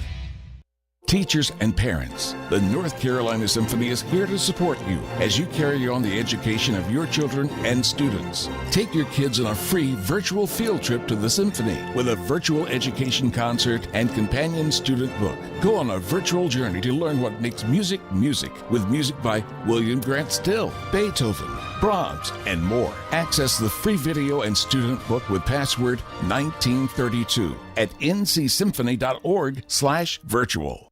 Folks, the sad truth of it is most of what we're seeing in the news cycle is just noise, and it's recycled noise at that. Nothing informative, nothing that actually helps us discern the times that we live in. That's why we started doing Heard Tell. Every morning right here on Big Talker Network, 7 a.m. with a replay at 3 p.m., we talk and discuss the issues of the day, culture and politics with knowledgeable guests, no yelling, no caterwauling, just grown folk talk about the issues that matter. Join me, Andrew Donaldson, every weekday morning for Heard Tell. Hello, I'm Matt Bennett with WWAY News. New Hanover County Commission Chair Julia Olson Bozeman's attorney now speaking out on her behalf. The embattled commissioner missed a Friday deadline to either turn over financial documents to the state bar or report to jail. The statement reads, quote, Ms. Bozeman has a deep and sincere respect for the judicial system and is committed to complying with the court's order directing her to produce documents and information to the state bar. At present, she is making every effort to obtain the documents the bar is seeking." End quote. Olson Bozeman has been under scrutiny over allegations she mismanaged clients' funds while working as an attorney. She also has officially switched her voter registration to Republican, and the county's Democratic Party is calling for her to resign from her commission seat. In Brunswick County, the North Carolina Department of Transportation has started a project on a major highway in Leland. Crews are resurfacing US 17 near the US 74-76 interchange. According to an NCDOT spokesperson, the work is not expected to create any significant changes to the flow of traffic on the roadways. Work on 17 will only occur from 7 p.m. to 6 a.m. Work on 74-76 will not occur from 6 a.m. to 8 a.m. or from 4 p.m. to 6 p.m. to avoid impeding rush hour traffic. Avelo, the newest airline offering flights out of ILM, has been up and running for almost a month now. So far, it has had a strong start, with most flights being full. That successful start has led Avelo to add a new flight, which they are expected to announce today. And Amazon delivers to some of the most remote places in the world, including Frying Pan Tower, located some 30 miles offshore of the Cape Fear. Executive Director Richard Neal says he relies on Amazon several times a week to deliver items used to restore, protect, and preserve the tower. For more on these stories, you can head over to WWAYTV3.com. I'm Matt Bennett. Have a great day. Happy Wednesday, everybody. I'm WWAY meteorologist Ramel Carpenter with your Storm Track 3 forecast. Another hot one on our hands here in the Cape Fear. Heat advisories go into effect starting at noon, lasting until 8 o'clock this evening. And as we go throughout the afternoon hours, highs will climb into the middle 90s inland of the coast, upper 80s to the low 90s for the coast, with a moderate risk for rip currents and only a small chance for an isolated shower or storm to develop later today. Overnight tonight, we remain warm and sticky as our temperatures fall down to the middle and the upper 70s, even some spots dropping down into the low 80s. Get your full forecast on WWAY and WWAYTV3.com. This news and weather is brought to you by Two Men and a Truck. For your free quote, go to twomenandatruck.com. twomenandatruck.com.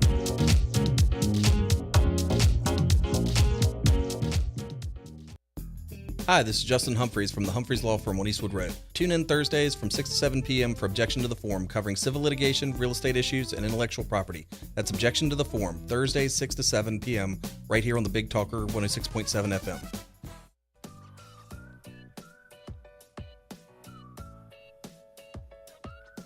Well, hello and welcome back to Consumer Choice Radio, broadcasting on Big Talker Network on Saga 960 AM. We're all across North America, feeling pretty good today. It's a nice new week here into July, feeling nice. It's a bit swampy, and I'm in a new locale coming in from Charlotte, North Carolina, in my own little studio here, right beside where I grew up as a child. So that's my story, and I'm sticking to it. David, how goes you? Oh, just experiencing the heat wave. Really hot in southern Ontario. It's getting up to, for our American listeners, the feels like temperature was about 102, 105 in freedom degrees, low 40s in Celsius, the proper measurement for temperature. Yeah, but other than that, life is good. You know, life is good.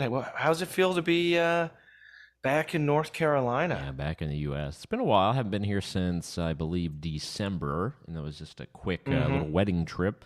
But overall, it's great. You know, first thing you got to do if you're a loyal consumer choice advocate is you head on down to the grocery store and you check out all the cool stuff.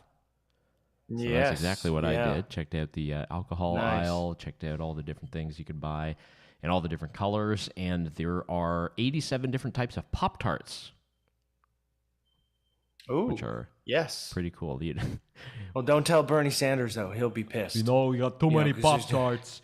It makes no sense. Types of deodorant. Too many types of Pop-Tarts. We don't need to have all those. You know, you get Cinnamon Roll, Cinnamon Toast Crunch.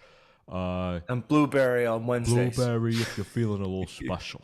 Yeah, basically that's one good thing I had fun with, going to the store and obviously seeing family is great. And what a time to be here in inflation. You know, I haven't had to buy too many things other than the grocery store, which obviously was expensive. but what a different environment this time. And swampiness as well, pretty hot. But overall, man, it's a good time to be here. Look, it's an interesting time for individual freedom, and particularly when we're talking about our institutions. And I don't believe in these cycles theories. Have you ever heard of these?